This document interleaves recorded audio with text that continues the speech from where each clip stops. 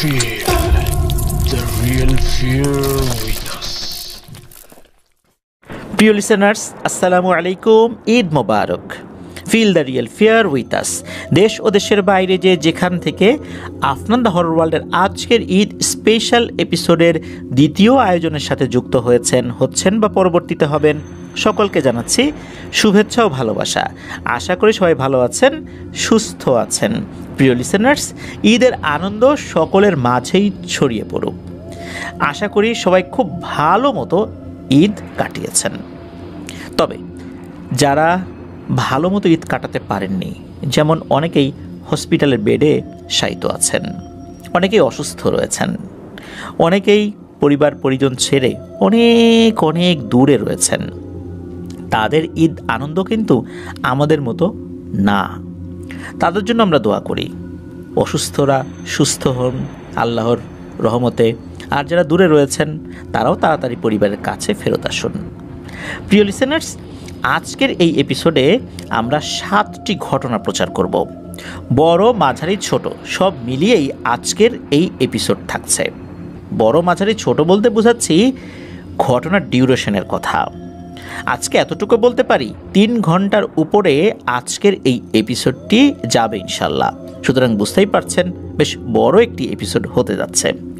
আজকের এপিসোডে যেই 7টি ঘটনা রয়েছে, এই 7টি ঘটনার মধ্যে শুধু একটি ঘটনা বদরুজ্জামান রাকিব মূলত সংগ্রহ করেছিলেন, আর পরবর্তীতে সৌমিত্র রয় এটাকে পরিপূর্ণভাবে প্রচারের উপযোগী করেছেন। আজকের ঘটনাগুলো আপনাদের সামনে উপস্থাপন করার পর আশা করছি এই ঘটনাগুলো ভয়ের এক নতুন মাত্রা যোগ করবে ইনশাল্লাহ। চলুন কথা না বাড়িয়ে আজকের এই এপিসোডের প্রথম ঘটনায় চলে যাব। আজকের এই এপিসোডের প্রথম ঘটনার শিরোনাম অন্ধকারের আতঙ্ক। এই ঘটনাটি মূলত সংগ্রহ করেছেন মাহিদ। মাহিদের অনেকগুলো ঘটনা কিন্তু আমরা ইতিমধ্যে প্রচার করেছি। তো ঘটনাটি মাহিদ কিভাবে সংগ্রহ করলেন সেটার একটি ছোট্ট বিবরণ দেই। মাহিদের বাড়ি কিন্তু শরীয়তপুর জেলার গোসাইরহাট উপজেলায়, আর মাহিদের এক খালার বিয়ে হয়েছে চাঁদপুরের হাইমচর এলাকায়।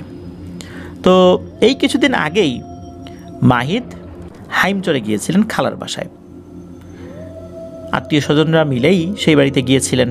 তো যাওয়ার পর সন্ধ্যার একটু আগে বাড়ির উঠোনে বসে কথা হচ্ছে। তো সন্ধ্যা লেগে গেছে, মানে মাগরিবের আজানও দিয়ে দিয়েছে। এমন সময় ওই বাড়ির একজন মহিলা, উনি অন্তঃসত্ত্বা ছিলেন, উনি বাইরে বের হয়ে জরুরি কিছু কাজই করছিলেন।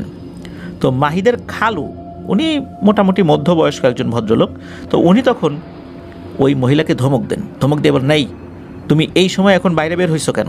যাও ভিতরে যাও। তুমি কি জানো না যে এই সময় বাইরে বের হলে কত বড় ধরনের বিপদ আপদ হতে পারে?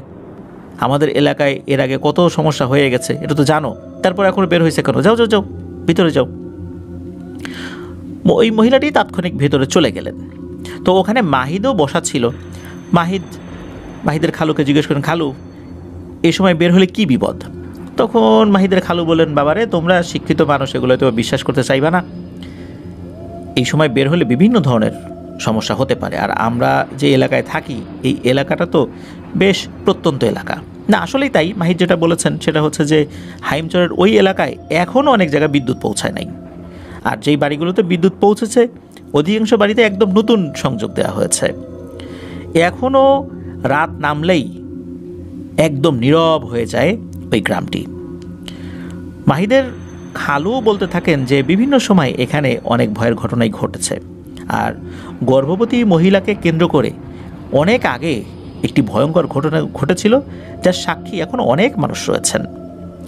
মাহিদ তখন আগ্রহ ভরে খালুর কাছে ঘটনাটি শুনতে যখন চান, তখন খালুও এই ঘটনাটি বলতে থাকেন। চলুন সেই ঘটনা এখন আমরা শুনি। খালুর বর্ণনা অনুযায়ী এই ঘটনার সময়কাল বাংলাদেশের মহান মুক্তিযুদ্ধের পর, এটা 1973 কি 74 সাল হবে, এমন একটা সময়। এখনই তো সেই এলাকা অত্যন্ত প্রত্যন্ত এলাকা, আর তখনকার সময় তো আরও প্রত্যন্ত ছিল। তখন আরও মানুষজন কম ছিল, অনেক দূরে দূরে বাড়ি ছিল। তখনকার সময়েও কিন্তু এরকম ইঞ্জিন চালিত নৌকা ওদিকে খুব একটা চলতো না, যেহেতু চাঁদপুর চতুর্দিকে নদী নালা খাল বিল, তো ওখানে নৌকায় চড়েই মানুষ চলাচল করত। তো ওই গ্রামেরই একজন ব্যক্তি, তার নাম হচ্ছে মোহাম্মদ আসগর আলী। তার বিয়ে ঠিক হয় পার্শ্ববর্তী একটা গ্রামেই, নদী পার হয়ে যেতে হবে। এখন বিয়ের নৌকা যেহেতু বড়সড় নৌকায় নিতে হবে, সাধারণত বিয়ের সময় গয়না নৌকা ভাড়া করা হতো, বেশ বড় এক ধরনের নৌকা। তো এই গয়না নৌকা নিয়েই বিয়ে করতে যান। তো বিয়ের কাজগুলো মোটামুটি মাগরিবের আরও আগেই, মানে আসরের পরপরই শেষ হয়ে যায়। সব আনুষ্ঠানিকতা শেষ করে বরযাত্রী বউ সহ আবার এসে নৌকায় ওঠেন। তো নৌকা যাচ্ছে, তো নৌকা যখন পার হবে তখন মাগরিবের আজান হয়ে গেছে বা হবে এরকম একটা সময়। আশেপাশে কিন্তু তখনও বেশ আলো আছেই। হঠাৎ করে নৌকায় উপস্থিত সকলেই একটা বিষয় লক্ষ্য করলেন। হঠাৎ করে নৌকাটা একটু দুলে উঠল, বেশ একটা বাতাস বইতে শুরু করেছে।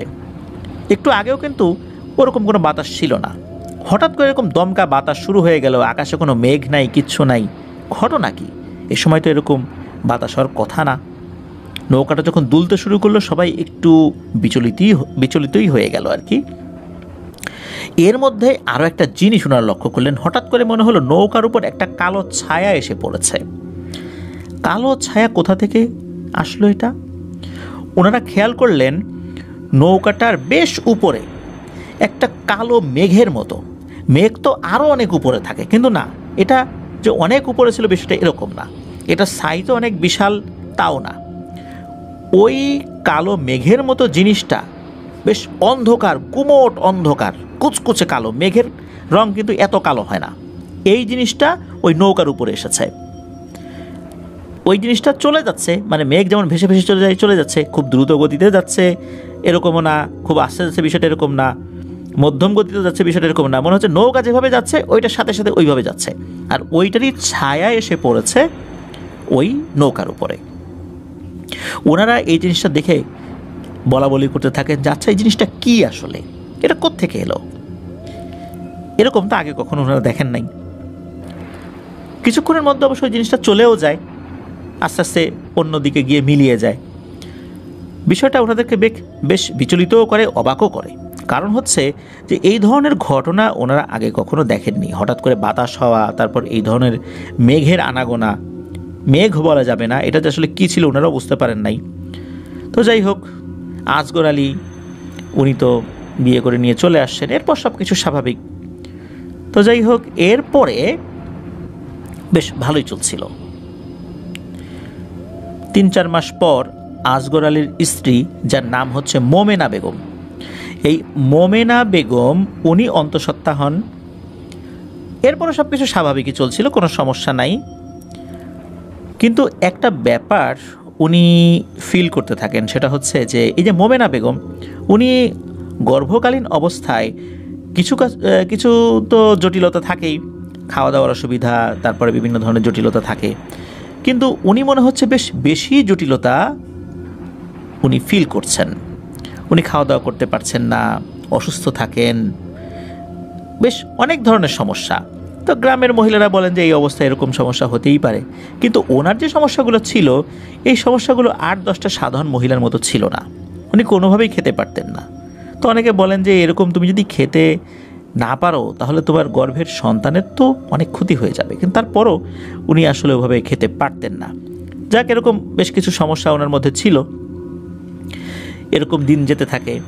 একটা পর্যায়ে হঠাৎ করে ওনার প্রসব বেদনা ওঠে, যখন প্রসব বেদনা ওঠার কথা নয়, কারণ তখন ওনার গর্ভকালীন যেই সময় বা বয়স, বা শিশুর বয়স, গর্ভের শিশুর, সেটা হয়তো বা 6 থেকে সর্বোচ্চ 7 মাস হবে। তো ওই সময় প্রসব বেদনা ওঠা তো স্বাভাবিক না।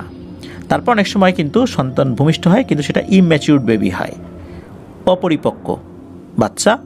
তো ওনার সন্তান হয় অপরিপক্ক।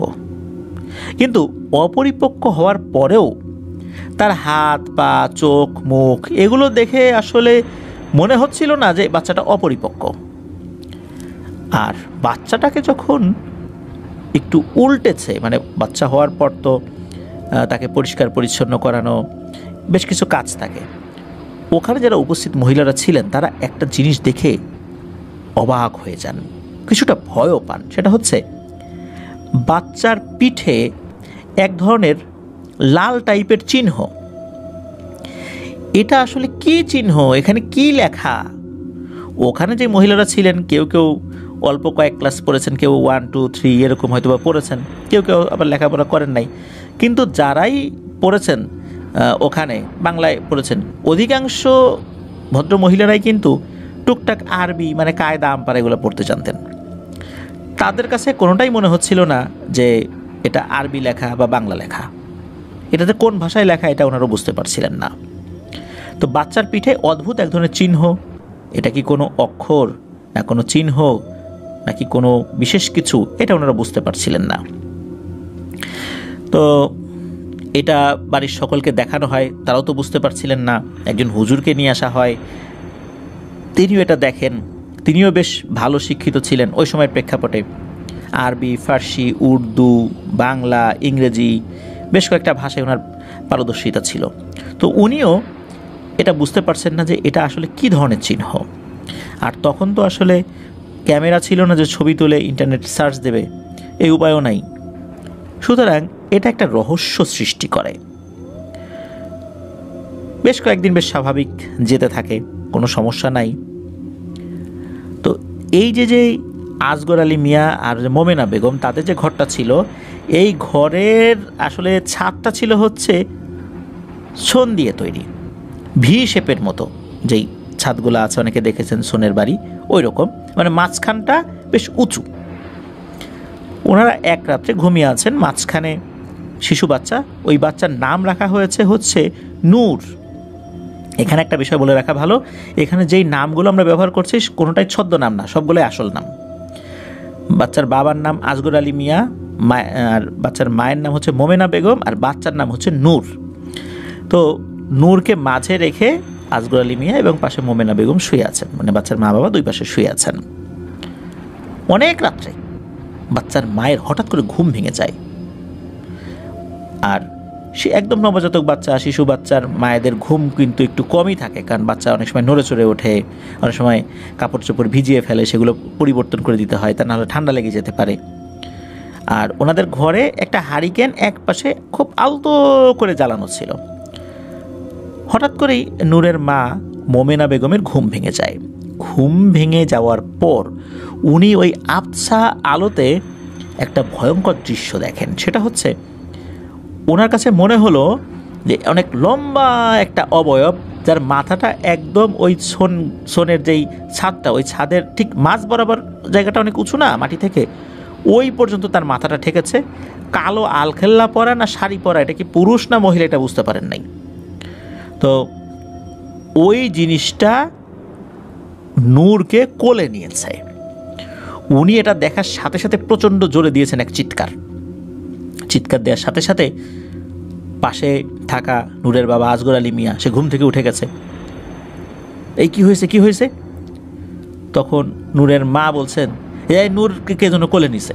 তখন আসগর আলী মিয়া দেখেন যারে নূর তো পাশেই আছে, কেউ তো কোলে নেয় নাই। তখন নূরের বাবা আসগর আলী মিয়া বলছে, যারে মোমেনা, তুমি অহেতুক চিন্তা করতেছো, দুঃস্বপ্ন দেখছো, নূর তো ঠিকই আছে, এই যে আছে, সমস্যা নাই, তো ঘুমাও। ওনার মনের মধ্যে থেকে তো ভয় কাটে না। উনি সকালবেলা ওনার শ্বশুর শাশুড়ি আশেপাশে বেশ কয়েকজনকে বিষয়টা জানান। এদিকে নূরের পিঠে ওই রহস্যময় চিহ্নর আসলে এর মধ্যে কি রহস্য লুকায়িত আছে এটা তো আসলে জানা যাচ্ছে না।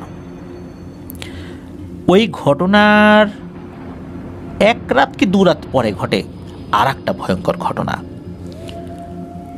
হঠাৎ করে খসখস শব্দে নূরের মা মোমেনা বেগমের ঘুম ভেঙে যায়। ঘুম ভাঙার পর উনি চিন্তা করে থাকেন, খসখস শব্দটা আসছে কোথা থেকে। খসখস শব্দটা এরকম, কোনো শক্ত মাটি যদি আমরা মাঝখান থেকে ভেঙে ফেলি, এক ধরনের খস করে একটা আওয়াজ হয়, ওই রকম আওয়াজ। মনে হচ্ছে মাটির ঢেলা কটকট করে ভেঙে যাচ্ছে বা খসখস করে ভেঙে যাচ্ছে। ঘরের এক কোণে তো হারিকেন খুব আলতোভাবে জ্বালানোই ছিল, নূরও পাশে ছিল, নূর ঘুমিয়েছিল, নূরের বাবাও আছে আসগর আলী মিয়া, তখন ঘুমানো। তো শব্দটা কোথা থেকে আসে? তো এটা দেখার জন্য নূরের মা উঠে বসেছেন।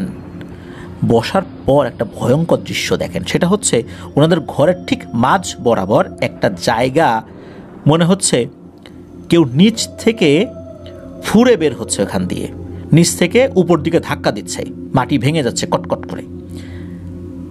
উনি চিন্তা করেন কী ব্যাপার, এটা কি? তখন আবার কিন্তু ওই শীত কাটা চোর থাকতো আর কি, সিধেল চোর বলে যেগুলাকে। কিন্তু সিধেল চোর কিন্তু ঘরের মাঝখান দিয়ে বের হয় না, ঘরের ডোয়া এক পাশ থেকে কেটে তারপর ঢোকে। উনি চিন্তা করেছেন চোর কিনা, আবার মনে করলেন যে চোখে উনি ঠিকঠাক মতো দেখছেন নাকি ভুল দেখছেন। এর আগের রাত্রে বা কয়েক রাত আগে একটা ঘটনা ঘটেছে, উনি ভালো করে জিনিসটা দেখার চেষ্টা করছেন। কিছুক্ষণের মধ্যেই একটা ভয়ঙ্কর দৃশ্য উনি দেখতে পান। উনি দেখতে পান একটা মোটা সাপ প্রথমে মাথা বের করেছে, এরপর সাপটা 10-12 হাত মাথা বের করেছে। কিন্তু সাপের যেই মাথার অংশ, এটা দেখে বোঝা যাচ্ছে এই সাপটা অনেক বড়। কত বড় এইটা আসলে অনুমান করে বলা খুব মুশকিল, কারণ এই মাথাটাই ছিল বেশ বড়। আর এই সাপটার চোখগুলো মনে হচ্ছে মার্বেলের মতো, স্পষ্ট বুঝতে পারছেন, লাল টকটকে বিষয়টা এরকম না, মার্বেলের মতো চকচক করছে। তো এই সাপটা যখন উনি দেখেছেন, উনি প্রচণ্ড জোরে দিয়েছেন এক চিৎকার। ওনার চিৎকারে তো ওনার স্বামীর ঘুম ভেঙে গেছে, উনি তো ধর্মর করে উঠে বসেছেন, এই কী হয়েছে কী হয়েছে। এদিকে নূরেরও ঘুম ভেঙে গেছে, সেও কান্নাকাটি শুরু করে দিয়েছে। তখন উনি বলেন যে এই যে সাপ সাপ সাপ, আমি সাপ দেখছি। তখন ওনার স্বামী উঠে কোনো সাপ দেখে না, কিন্তু উনি দেখেন যে আরে এই মেঝে বা ঘরের যে মেঝেটা, এই জায়গা তো আসলেই গর্ত, সত্যিই তো ভিতর থেকে কিছু একটা বের হয়েছিল। তখন উনিও চিৎকার চেঁচামেচি করেন। ওনারা তো একটা যৌথ পরিবারে থাকতেন, অন্য ঘর থেকে ওনার মা বাবা অন্য যে আত্মীয় স্বজনরা ছিলেন তারা চলে আসেন, তারাও হারিকেন জ্বালিয়ে দেখেন যে আসলেই তো তাই, ভেতর থেকে অনেক বড় কিছু একটা বের হওয়ার চেষ্টা করেছিল, বের হয়েও ছিল কিছুটা। এই জিনিসটা দেখে ওনারা ভয় পান। সবাই জিজ্ঞেস করতে থাকেন মোমেনা বেগমকে যে তুমি কি দেখছো। তো মোমেনা বেগম কি দেখেছেন সেটা বলেন। এরপর থেকে সকলের মনে একটা সন্দেহ কিন্তু দানা বাঁধতে থাকে। পূর্বের বিভিন্ন বিষয় নিয়ে আলোচনা হতে থাকে যে নদীতে একটা ঘটনা ঘটেছিল বিয়ের দিন সন্ধ্যায়। এরপর এই নূরের সময় হওয়ার আগেই তার ডেলিভারি হয়ে যাওয়া, তারপর যে ধরনের অপরিপক্ক বাচ্চা হওয়ার কথা ছিল তা না হয়ে সে পরিপূর্ণভাবে সুস্থ স্বাভাবিক বাচ্চা রূপে জন্মগ্রহণ করেছে। তার পিঠে এরকম রহস্যময় একটা চিহ্ন, এটা যে আসলে কি, এটার মিনিং কি কেউ বুঝতে পারছে না। এরপর সেই একটা অবয়বের আবির্ভাব, তারপর এই সাপ। আসলে এগুলো কি, এগুলো আসলে কি ইন্ডিকেট করছে, কি নির্দেশ করছে, এটা কেউ বুঝতে পারছে না। এখন ঘরের ভিতরে এইরকম একটা জিনিস বের হয়েছে, এটা কি করা যায়? নূরের বাবা কি করেছিলেন, ওই রাত্রেই উনি এক পাশ থেকে মাটি কেটে এনে ওই যে গর্ত, ওই গর্তটা উনি বন্ধ করে দিয়েছিলেন, বেশ শক্ত করেই বন্ধ করে দিয়েছিলেন আর কি।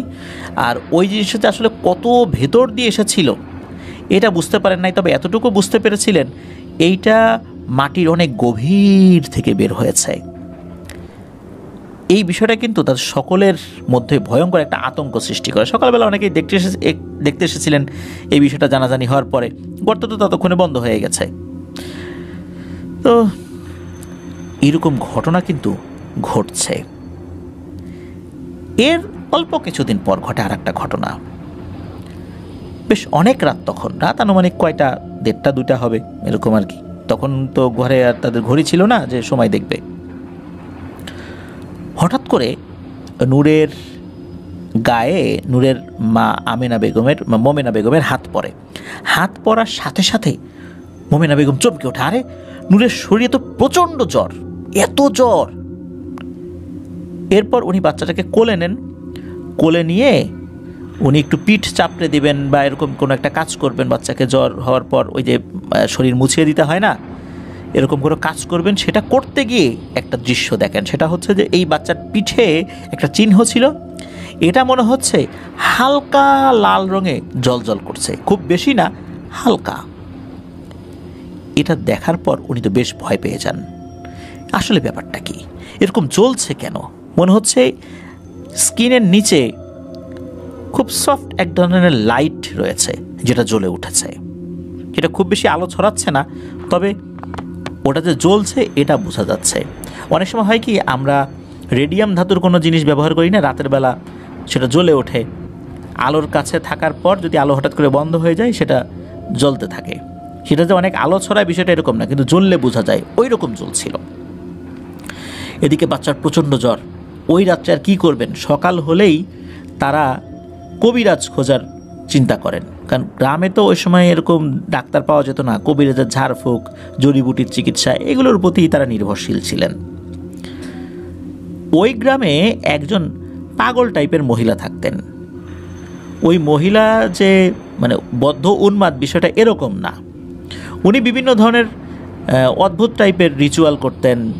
কি করতেন না করতেন মানুষজন তো জানতও না। তিনি মানুষের সাথে ওইভাবে মিশতেনও না। খুব প্রয়োজনে মানুষজন তার সাথে কথা বলতো, উনিও খুব প্রয়োজনে মানুষের সাথে কথা বলতেন। উনি একাকী থাকতেন, একটু পাগল পাগল টাইপের আর কি। উনি কখনো কখনো কোনো মানুষের ছোটোখাটো কিছু চিকিৎসা করতেন যদি মানুষ তার কাছে যেত।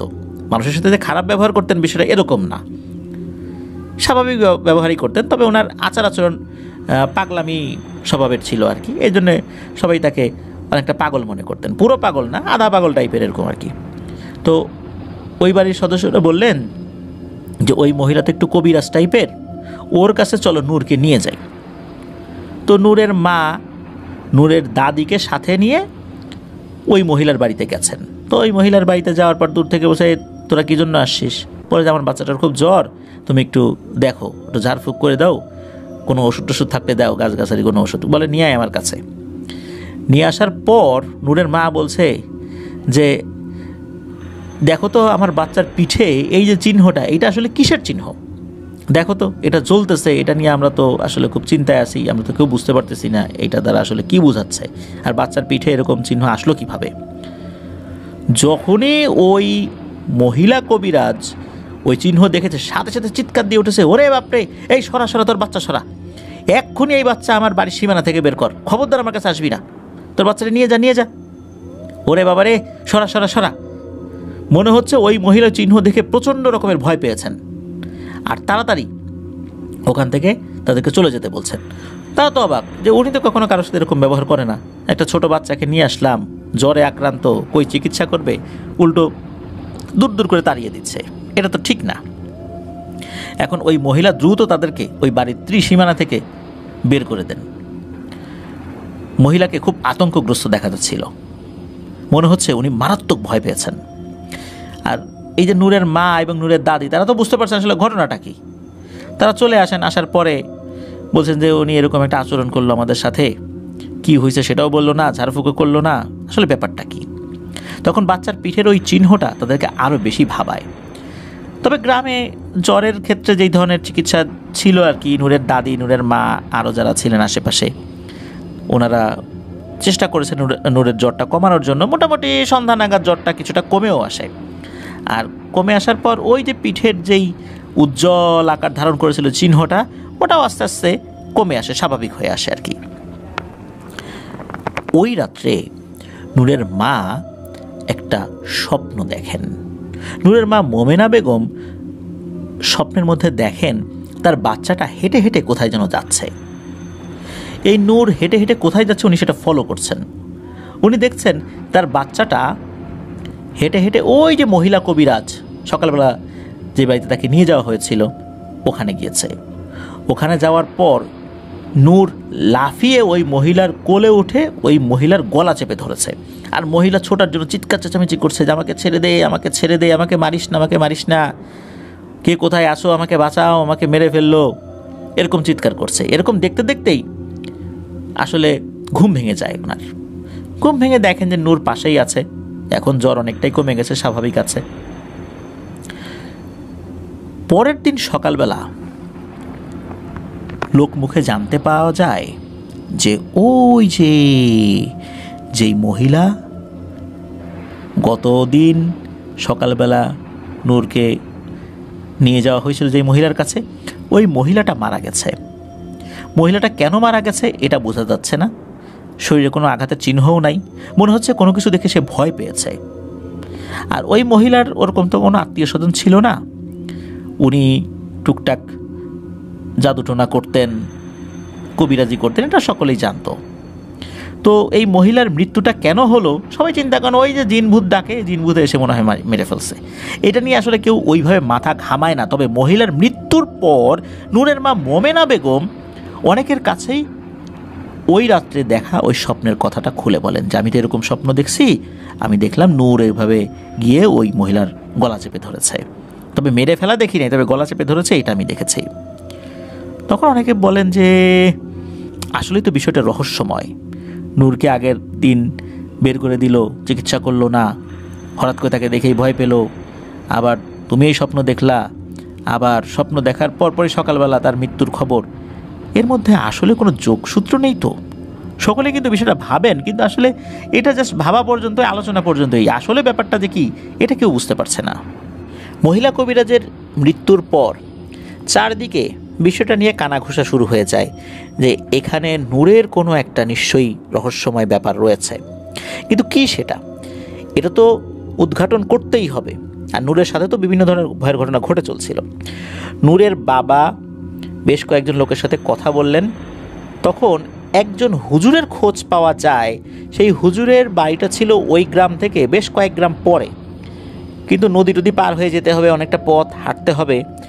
ওখানে ফজরের পরে রওনা দেওয়ার জন্য যদি কেউ যাত্রা শুরু করে, তাও সেই বাড়িতে যেতে যেতে দুপুরের পর মানে পরন্ত বিকেলে গিয়ে পৌঁছাতে পারবে। হুজুরের যে গ্রাম আর কি, অনেক দূরে, কখনো হেঁটে কখনো নৌকায়। তখন তো এরকম গাড়ি ঘোড়ার প্রচলন ছিল না, বিশেষ করে ওই এলাকায়। নূরের বাবা উনি সাথে একজন লোককে নিয়ে ওই হুজুরের বাড়ির উদ্দেশ্যে রওনা করেন।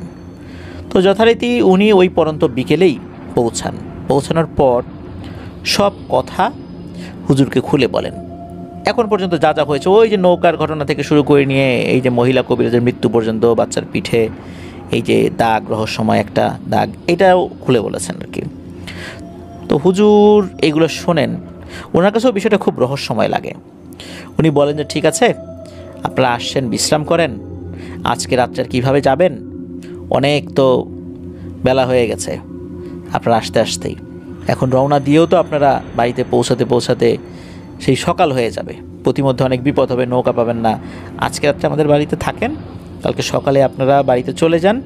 আমি বিষয়টা নিয়ে আরেকটু খোঁজ খবর নেই, আমি দেখি কি করা যায়, আমি খুব তাড়াতাড়ি আপনার বাড়িতে আসবো ইনশাল্লাহ। তো হুজুর বাড়ির ঠিকানাটা রেখে দেন।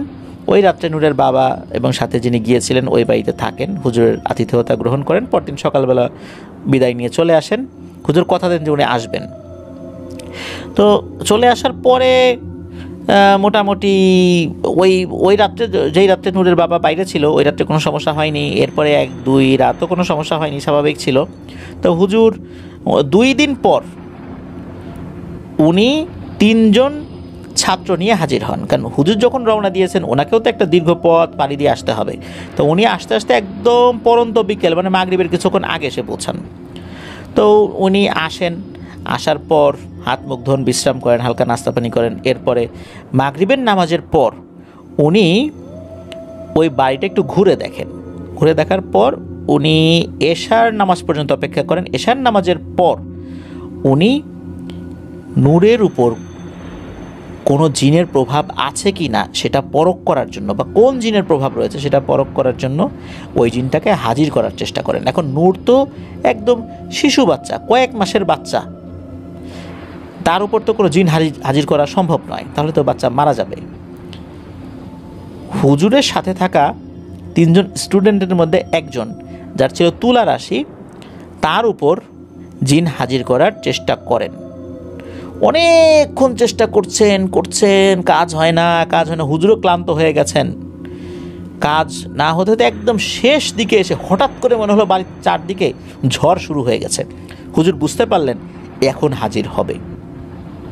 তো হুজুর তো একটা বৃত্ত এঁকে, একটা বৃত্তের মধ্যে উনি বসেছিলেন আর একটা বৃত্তের মধ্যে এই ওনার স্টুডেন্টকে বসিয়েছিলেন, আর একটা বৃত্ত এঁকেছিলেন যার মধ্যে নূরকে একটি নরম কাঁথার উপরে শুইয়ে রাখা হয়েছিল, মানে তাকেও আনতে বলা হয়েছিল।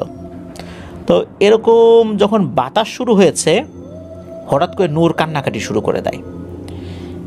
এরপর ওই যে স্টুডেন্ট, তার শরীরটা ঝাঁকি দিয়ে ওঠে। এরপর শুধু ওই অবস্থায় ওই স্টুডেন্ট পুরুষ মহিলা একসাথে কথা বলে যেরকম দুই রকমের সাউন্ড শোনা যায়, এরকম ভয়ঙ্কর একটা কণ্ঠে বলে ওঠে হুজুরকে, যেই হুজুর, তোর এত বড় সাহস, তুই আমাকে ডাকিস, ভবিষ্যতে যদি আর কখনো আমাকে ডাকার চেষ্টা করিস তার বংশ কিন্তু নির্বংশ করে ছাড়বো। জাস্ট খালি এতটুকুই। হুজুর তাকে জিজ্ঞেস করারও সুযোগ পায় নাই যে তুমি কে, কোথা থেকে আসছো, কেন এই বাচ্চার উপর প্রভাব বিস্তার করছো, এই চিহ্নটার অর্থ কী, এটা সেটা কোনো কিছু বলারই সুযোগ পায় নাই। জাস্ট এতটুকু বলেই সব কিছু শান্ত। হুজুর বুঝতে পারলেন ওই জিনিসটা চলে গেছে, আর এই জিনিসটা খুবই শক্তিশালী। তা না হলে এই বন্ধনী থেকে বের হয়ে যাওয়াটা স্বাভাবিক কোনো জিনের পক্ষে সম্ভব নয়। এটা খুব শক্তিশালী একটা জিন। এখন হুজুর তো এই বিষয়ে কিছু বলতে পারেন না। এখন কি করা যায়? হুজুর কি করেছেন যে উনি ওই বাড়িটা বন্ধ করে দিয়েছেন। বলেন যে আমি আপাতত বন্ধ করে দিয়ে যাচ্ছি, এরপর দেখি কি করা যায়, আমি একটু চিন্তা ভাবনা করি। তো এক সপ্তাহ সব ঠিকঠাক থাকে মোটামুটি। হুজুর তো চলে গিয়েছেন। এরপর হয় কি, আর একটা ঘটনা ঘটেছিল, বিশেষ করে হুজুররা যখন এসেছিলেন আর কি, সেটা আবার বলি আপনাদেরকে। হুজুররা তো ওই রাত্রে আসলে ব্যর্থ হয়েছিলেন। ব্যর্থ এই কারণে বলছি যে ওই জিনকে তো আসলে কোনো কিছু জিজ্ঞেস করা যায় না। ওই রাত্রে তো হুজুররা ছিলেন, পরের দিন চলে যাবেন। পরদিন ফজরের সময় হুজুরের সাথে তো 3 জন স্টুডেন্ট আসছিল। 2 জন স্টুডেন্ট তারা অজু করার জন্য ওই পুকুরে যাবে, বা সেই পুকুর ছিল, অজু করার জন্য হাত মুখ ধুবে, অজু করবে, তারপর নামাজ পড়বে একসাথে সবাই জামাতে। তো হুজুর তখনও পুকুরের কাছে আসেন নাই, হুজুরের আরেকজন স্টুডেন্ট তখনও তাদের 2 জনের সাথে আসে নাই আর কি। হুজুরা ছিল তখন ওই বাড়ির ভেতরেই। ওই 2 জন যখন ওই পুকুরের কাছে আসছেন তখনও অজু করেন নাই, আর তখন কিন্তু ফজর আজান হয়েছে, কিন্তু চারদিকে এরকম যে আলোকিত হওয়া শুরু হয়েছে বিষয় এরকম না, অন্ধকারই ছিল আর কি। হঠাৎ করে ওই 2 জন দেখতে পান যে পুকুরের আর এক পাশে একজন মহিলা অবয়ব হেঁটে যাচ্ছে। তার শরীরে খুব শুভ্র এক ধরনের পোশাক, সেই পোশাকের উপরে সোনালি কারুকাজ করা কিছু চিহ্ন দেখা যাচ্ছে, সেটা থেকেও আলো ছড়াচ্ছে। মনে হচ্ছে ওই মহিলাটা একটা লাইটের মতো, ওটা থেকে আলো ছড়াচ্ছে, তবে সেই মহিলার চেহারা দেখা যাচ্ছে না। এই যে 2 জন স্টুডেন্ট, তারা অনেকটা বিমোহিত হয়ে যায় কোনো একটা মায়াজালে। তারা কি করে, ওই মহিলার যেই পাশে হাঁটছিল সেই পাশে চলে যায়, ওই দিক দিয়ে ওই মহিলার পিছু পিছু যেতে থাকে আর বলতে থাকে, আপনি কে, কোথা থেকে আসছেন, ঘুরে তাকান আমাদের দিকে, এরকম বলতে থাকে। এরকম বলতে বলতে যখন ওই 2 জন স্টুডেন্ট বেশ কাছাকাছি চলে গেছে, তখন হঠাৎ করে, এতক্ষণ কিন্তু এক ধরনের সুঘ্রাণ পাওয়া যাচ্ছিল চারদিকে, হঠাৎ করে কি হয়েছে, ওই মহিলাটা ঘুরে তাকিয়েছে। যখনই ঘুরে তাকিয়েছে তখন এক ভয়ঙ্কর দৃশ্যের অবতারণা হয়। ওনারা 2 জন হয়তো মনে করেছিলেন ইনি খুবই সুন্দরী কোনো রমণী হবেন, কিন্তু না। যখনই ঘুরে তাকিয়েছেন সাথে সাথে ওই যে আলোকোজ্জ্বল যে ব্যাপারটা, এটা ম্লান হয়ে যায়। সাথে সাথে ওই অবয়বটা কালো একটা অবয়ব ধারণ করে, খুবই কুৎসিত ভয়ঙ্কর রকমের চেহারা, অনেক বয়স্ক মহিলার চেহারা যেরকম হয় অনেকটা সেই রকম। আর চারদিকে কোনো বিড়াল কুকুর মরে গেলে যেরকম বিশ্রী পচা গন্ধ হয় না, খুব ভয়ঙ্কর রকমের সেই গন্ধ তাদের নাকে এসে লাগে। আর ওই দিকে কী হয়েছে, হুজুর এবং তার স্টুডেন্ট, একজন স্টুডেন্ট যে ভিতরে ছিল, ওনারা আবার ওই সময় পুকুর ঘাটে উজু করার জন্য আসে। ওনারা দূর থেকে দেখছেন যে তার 2 স্টুডেন্ট তারা কোন দিকে যেন যাচ্ছে। ওনারা কিন্তু ডাকছিলেন, এই তোমরা কোথায় যাও, কোথায় যাও। যখন দেখা গেল যে তারা কোনো কথার উত্তর নিচ্ছে না, তখন ওই হুজুর এবং তার সাথে থাকা ওই স্টুডেন্ট, তারা 2 জনই বুঝেছিলেন নিশ্চয়ই ওরা এমন কিছু দেখেছে, ওরা একটা মোহে পড়ে গেছে, দ্রুত ওদিকে যেতে হবে। তো ওনারা তখন গিয়ে যখনই ওদের শরীরে হাত দিয়েছেন তখনই তাদের সেন্স ফেরত আসে। ওরা তখন বলে যে হুজুর এ কী দেখলাম কী দেখলাম, খুব ভয়ঙ্কর একটা জিনিস, হায় হায় এটা কী দেখলাম। হুজুর এবং তার স্টুডেন্ট কিন্তু কিছুই দেখে নাই। এরপরে তাদেরকে নিয়ে আসা হয় ওখান থেকে, তারা কি কি দেখেছে সেটা খুলে বলে। হুজুর বুঝতে পারলেন যে আসলেই খুব ভয়ঙ্কর কোনো একটা জিনিসের প্রভাব রয়েছে, কিন্তু এটাকে তো হাজির করা যাচ্ছে না। হুজুর পরদিন তো চলে যান তার স্টুডেন্টদেরকে নিয়ে, এবং পরবর্তীতে ওনাকে জানাতে বলেন যে আমি তো বাড়ি বন্ধ করে দিয়ে গেলাম, কি হয় জানিও। তো এরপর এক সপ্তাহ তো সব ঠিকঠাক থাকেই আর কি। এর ভিতর কি হয়, এই বাচ্চার মা মোমেনা বেগম উনি বাবার বাড়িতে যাবেন। হুজুর কিন্তু বলে দিয়ে গিয়েছিলেন যে বাচ্চাকে নিয়ে আপনারা যেখানেই যান না কেন অবশ্যই মাগরিবের আজানের আগেই বাড়িতে ফেরত আসবেন, কোনোভাবেই সন্ধ্যার পর এই বাড়ি ছাড়া অন্য কোথাও একে রাখা যাবে না, বা সন্ধ্যার সময় বাড়ির বাইরে রাখা যাবে না। তো বাচ্চার মা উনি তার বাড়িতে নিয়ে গেছেন, মানে বাবার বাড়িতে নিয়ে গেছেন। উনি রওনা যখন দিবেন তখন ওই যে ঘাট, যেই ঘাটে ওই যে বিয়ের দিন একটা ঘটনা ঘটেছিল, ওই ঘাটে আসার পর নৌকা পেতে কিঞ্চিত বিলম্ব হয়। তো উনি নৌকা পান উঠেছেন, কিন্তু সমস্যা হয় কি ওই নৌকা ঘাটে ভেরার আগে মাগরিবের আজান দিয়ে দিচ্ছে। তো উনি চিন্তা করেন হাই হাই মাগরিবের আজান দিয়ে গেল, হুজুর তো নিষেধ করেছিলেন যে এই সময় বাইরে রাখা যাবে না। উনি দৌড়াতে দৌড়াতে বাচ্চাকে কোলে নিয়ে তার শ্বশুরবাড়িতে চলে আসেন। তো উনি তো চিন্তা করেছেন যে কোনো একটা বিপদ আপদ হয় কি না, তবে বাড়িতে আসার পর দেখা গেল যে না তেমন কোনো সমস্যা নাই, তেমন কোনো সমস্যা হচ্ছে না, নূরও কান্নাকাটি করছে না। এই রাত্রে ঘটে আর একটা ঘটনা। ওই রাত্রে বাচ্চার বাবা কোনো কারণে বাড়িতে ফিরতে দেরি করছিলেন। বাড়িতে ফেরার সময় হঠাৎ করে বাড়ির কাছাকাছি উনি দেখতে পান বিশাল আকৃতির একটা অবয়ব, দানব আকৃতির একটা অবয়ব উনি দেখতে পান। এটা দেখে তো উনি প্রচণ্ড ভয় পান যে সর্বনাশ, 7 দিন তো সব ভালোই ছিল, হঠাৎ করে আজকে কেন এই অবস্থা হলো। উনি বাড়িতে ফিরে জিজ্ঞেস করেন আমি তো এরকম ভয়ঙ্কর একটা জিনিস দেখছি, আমাদের এই সোনের ঘরের কাছেই বিশাল একটা অবয়ব, এর পা দেখলাম চিকন চিকন, এর মাথা যে কোন জায়গায় গিয়ে ঠেকছে বলতে পারি না।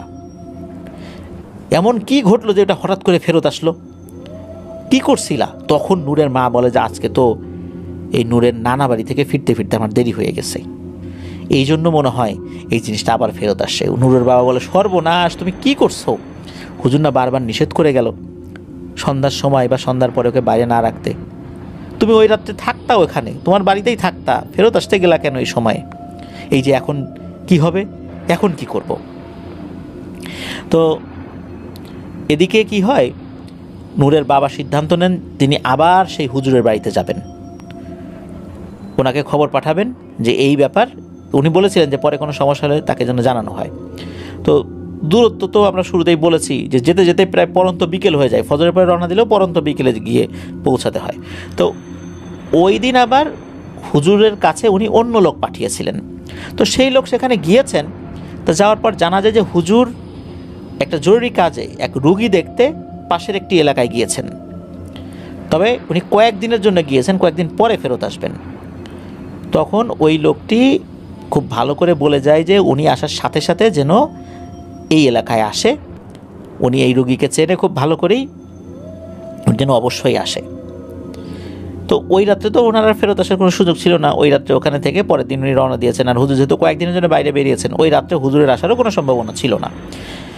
তো যাই হোক, পরের দিন এদিকে হয় কি, এই গ্রামে এই নূরের এক চাচার বাড়িতে দাওয়াত খেতে গিয়েছেন। দাওয়াত খেতে গিয়েছেন নূরের মা বাবা নূরকে নিয়ে। তবে দাওয়াত খেয়ে আসার পরে নূরকে ঘরে রেখে ওনারা দুইজনই ঘরের একটু বাইরে বেরিয়েছেন। হঠাৎ করে একটা চিৎকার বা একটা গোঙানির আওয়াজ শোনা যায় নূরের ঘরের মধ্যে। এটা শুনে নূরের মা প্রথমে ঢুকেই দিয়েছে এক চিৎকার। এরপরে নূরের বাবা ঢুকেছে, উনিও একটা ভয়ঙ্কর দৃশ্য দেখেছেন, উনিও দিয়েছেন এক চিৎকার। দেখেন যে ওনার এই 1-1.5 মাস বয়সী শিশু বাচ্চা দিব্যি মাটির উপর দাঁড়িয়ে আছে এবং সে ভয়ঙ্কর একটা স্বরে কথা বলছে, মনে হচ্ছে পুরুষ মহিলা মিশ্রিত একটা কণ্ঠস্বর।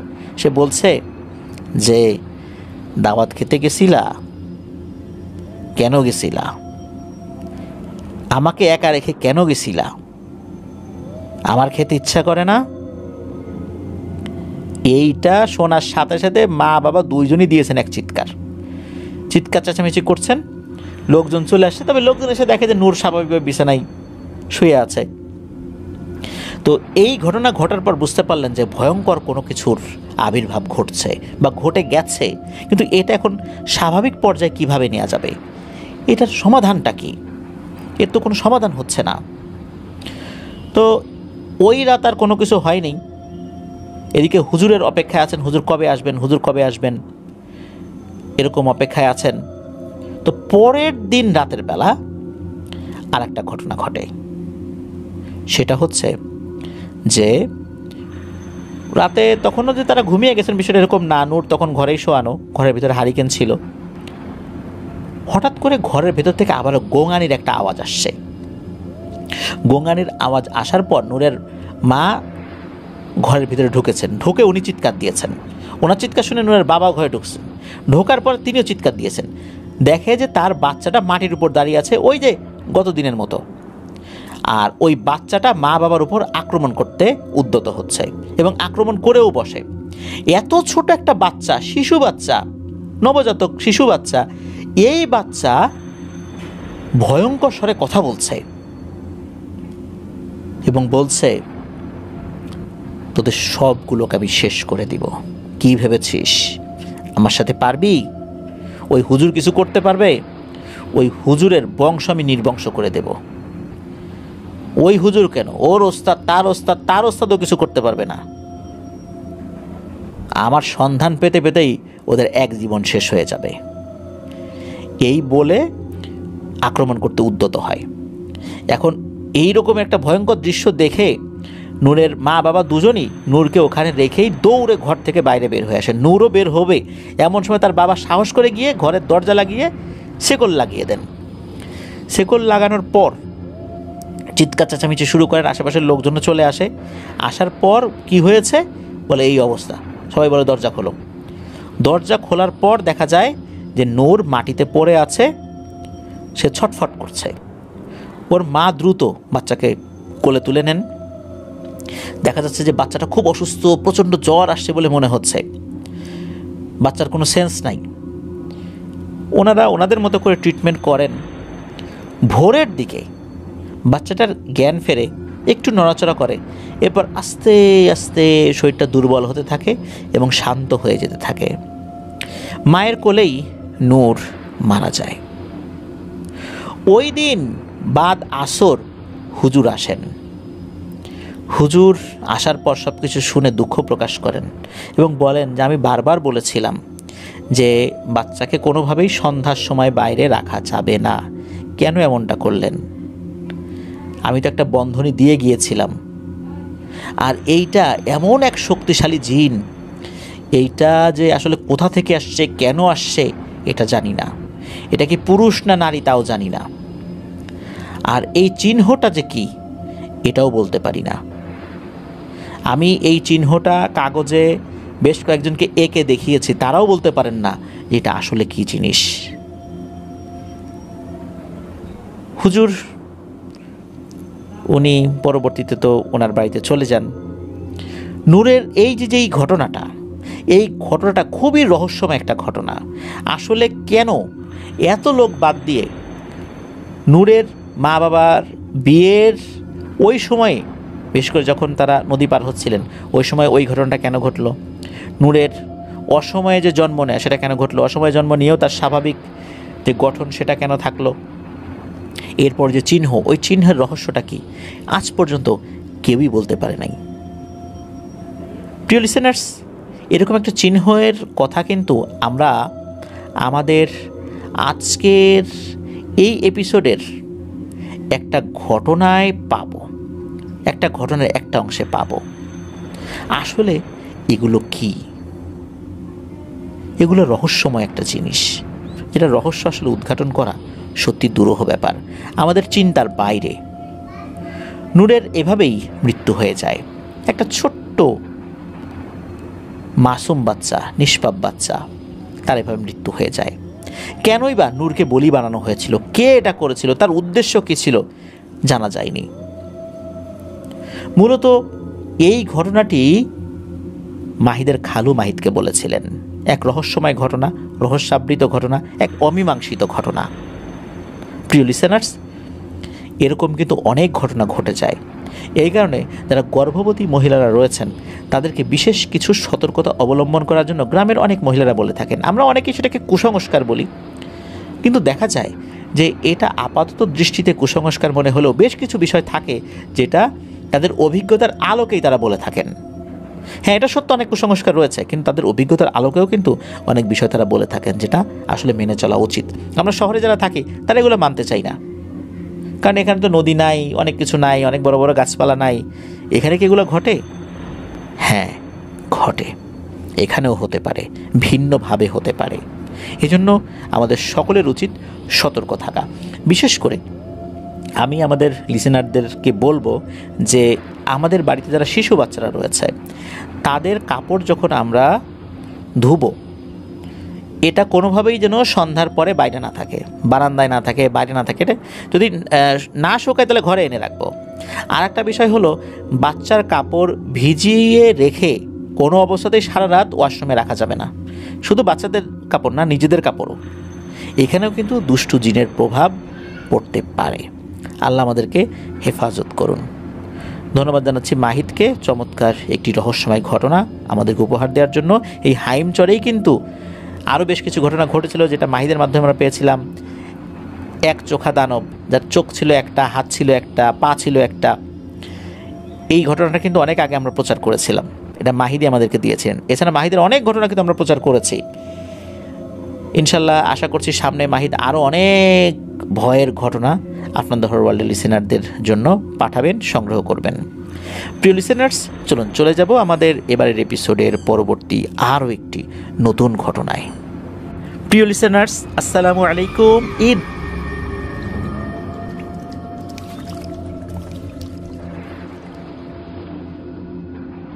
প্রিয় লিসেনার্স, সৌমিত্র রয় এই ঘটনাটি তার স্কুল জীবনের বন্ধু ইয়াসিনের কাছ থেকে শুনেছিলেন। 2013 সালে সৌমিত্র রয় যখন হাই স্কুলে পড়তেন তখন ঘটনাটি শুনেছিলেন। ঘটনাটি শোনার পর বেশ ভালো লাগায় একটি ডায়েরির পাতায় ঘটনাটির মূল অংশ লিখে রেখেছিলেন, যাতে করে ঘটনাটি সংরক্ষিত থাকে।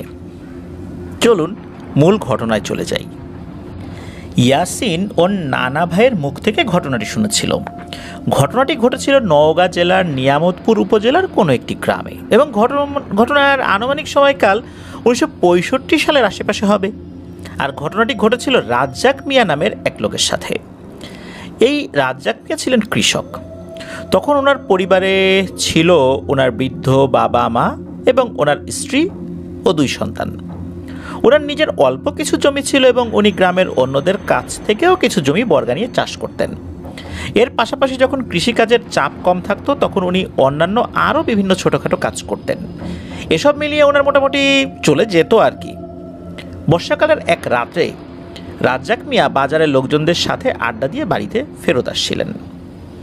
তখন বর্ষাকাল হওয়ায় ওনার কাজকর্মের চাপও কিছুটা কম ছিল। সারাদিনের কাজ শেষে সন্ধ্যার পর বাজারে গিয়ে আড্ডা দেওয়া আর তাস খেলা ছিল ওনার নিয়মিত অভ্যাস। এরকমই সেই রাতেও বাজার থেকে উনি বাড়িতে ফিরছেন। গ্রামের মেঠো পথ ধরে রাজ্জাক মিয়ার প্রায় 20 থেকে 25 মিনিট লাগতো বাড়িতে ফিরতে। সে রাতে কিছুক্ষণ আগেও গুড়ি গুড়ি বৃষ্টি নেমেছে, আকাশ কালো মেঘে ঢাকা। আনুমানিক তখন রাত বাজে 8:30 কি 9টা, কিন্তু ওই সময়ের প্রেক্ষাপটে গ্রাম এলাকায় রাত 9টা মানেই কিন্তু অনেক রাত। রাজ্জাক মিয়া কিছুদিন আগে ওনার দেখা একটি যাত্রাপালার গান গুনগুন করে গাইতে গাইতে গ্রামের পথ ধরে হাঁটছিলেন। প্রায় অর্ধেকটা রাস্তা উনি চলে আসছেন, এমন সময়ে উনি একটি অদ্ভুত বিষয় লক্ষ্য করলেন।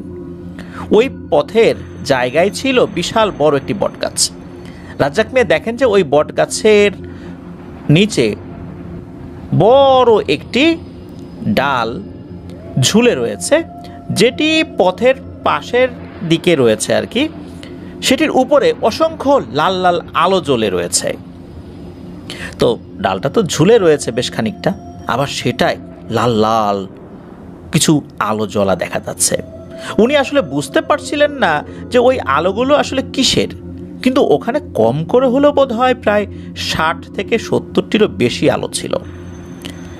আপনারা হয়তো বা ভাবতে পারেন যে আমরা যে এক ধরনের আগুনের গোলার কথা শুনি সেগুলোকে আলেয়া বলে, বটগাছের ডালের উপর ওই আলেয়াগুলোও কি সেরকমই ছিল কিনা? উত্তর হলো না। রাজ্জাক মিয়ার দেখা ওই আলোগুলো ছিল বেশ ছোট ছোট এবং উজ্জ্বল লাল রঙের। আর সবচেয়ে অদ্ভুত বিষয়, রাজ্জাক মিয়া যেটি দেখতে পেলেন সেটি হলো আলোগুলো মনে হয় একবার জ্বলছে আর একবার নিভছে, একবার জ্বলছে আর একবার নিভছে। তবে উল্লেখ্য যে সব আলো কিন্তু একসাথে জ্বলছে আবার নিভে যাচ্ছে বিষয়টা এরকম না, মানে একটা নিভছে তো আর একটা জ্বলছে, আবার আর একটা নিভছে তো আর একটা জ্বলছে, এরকম আর কি।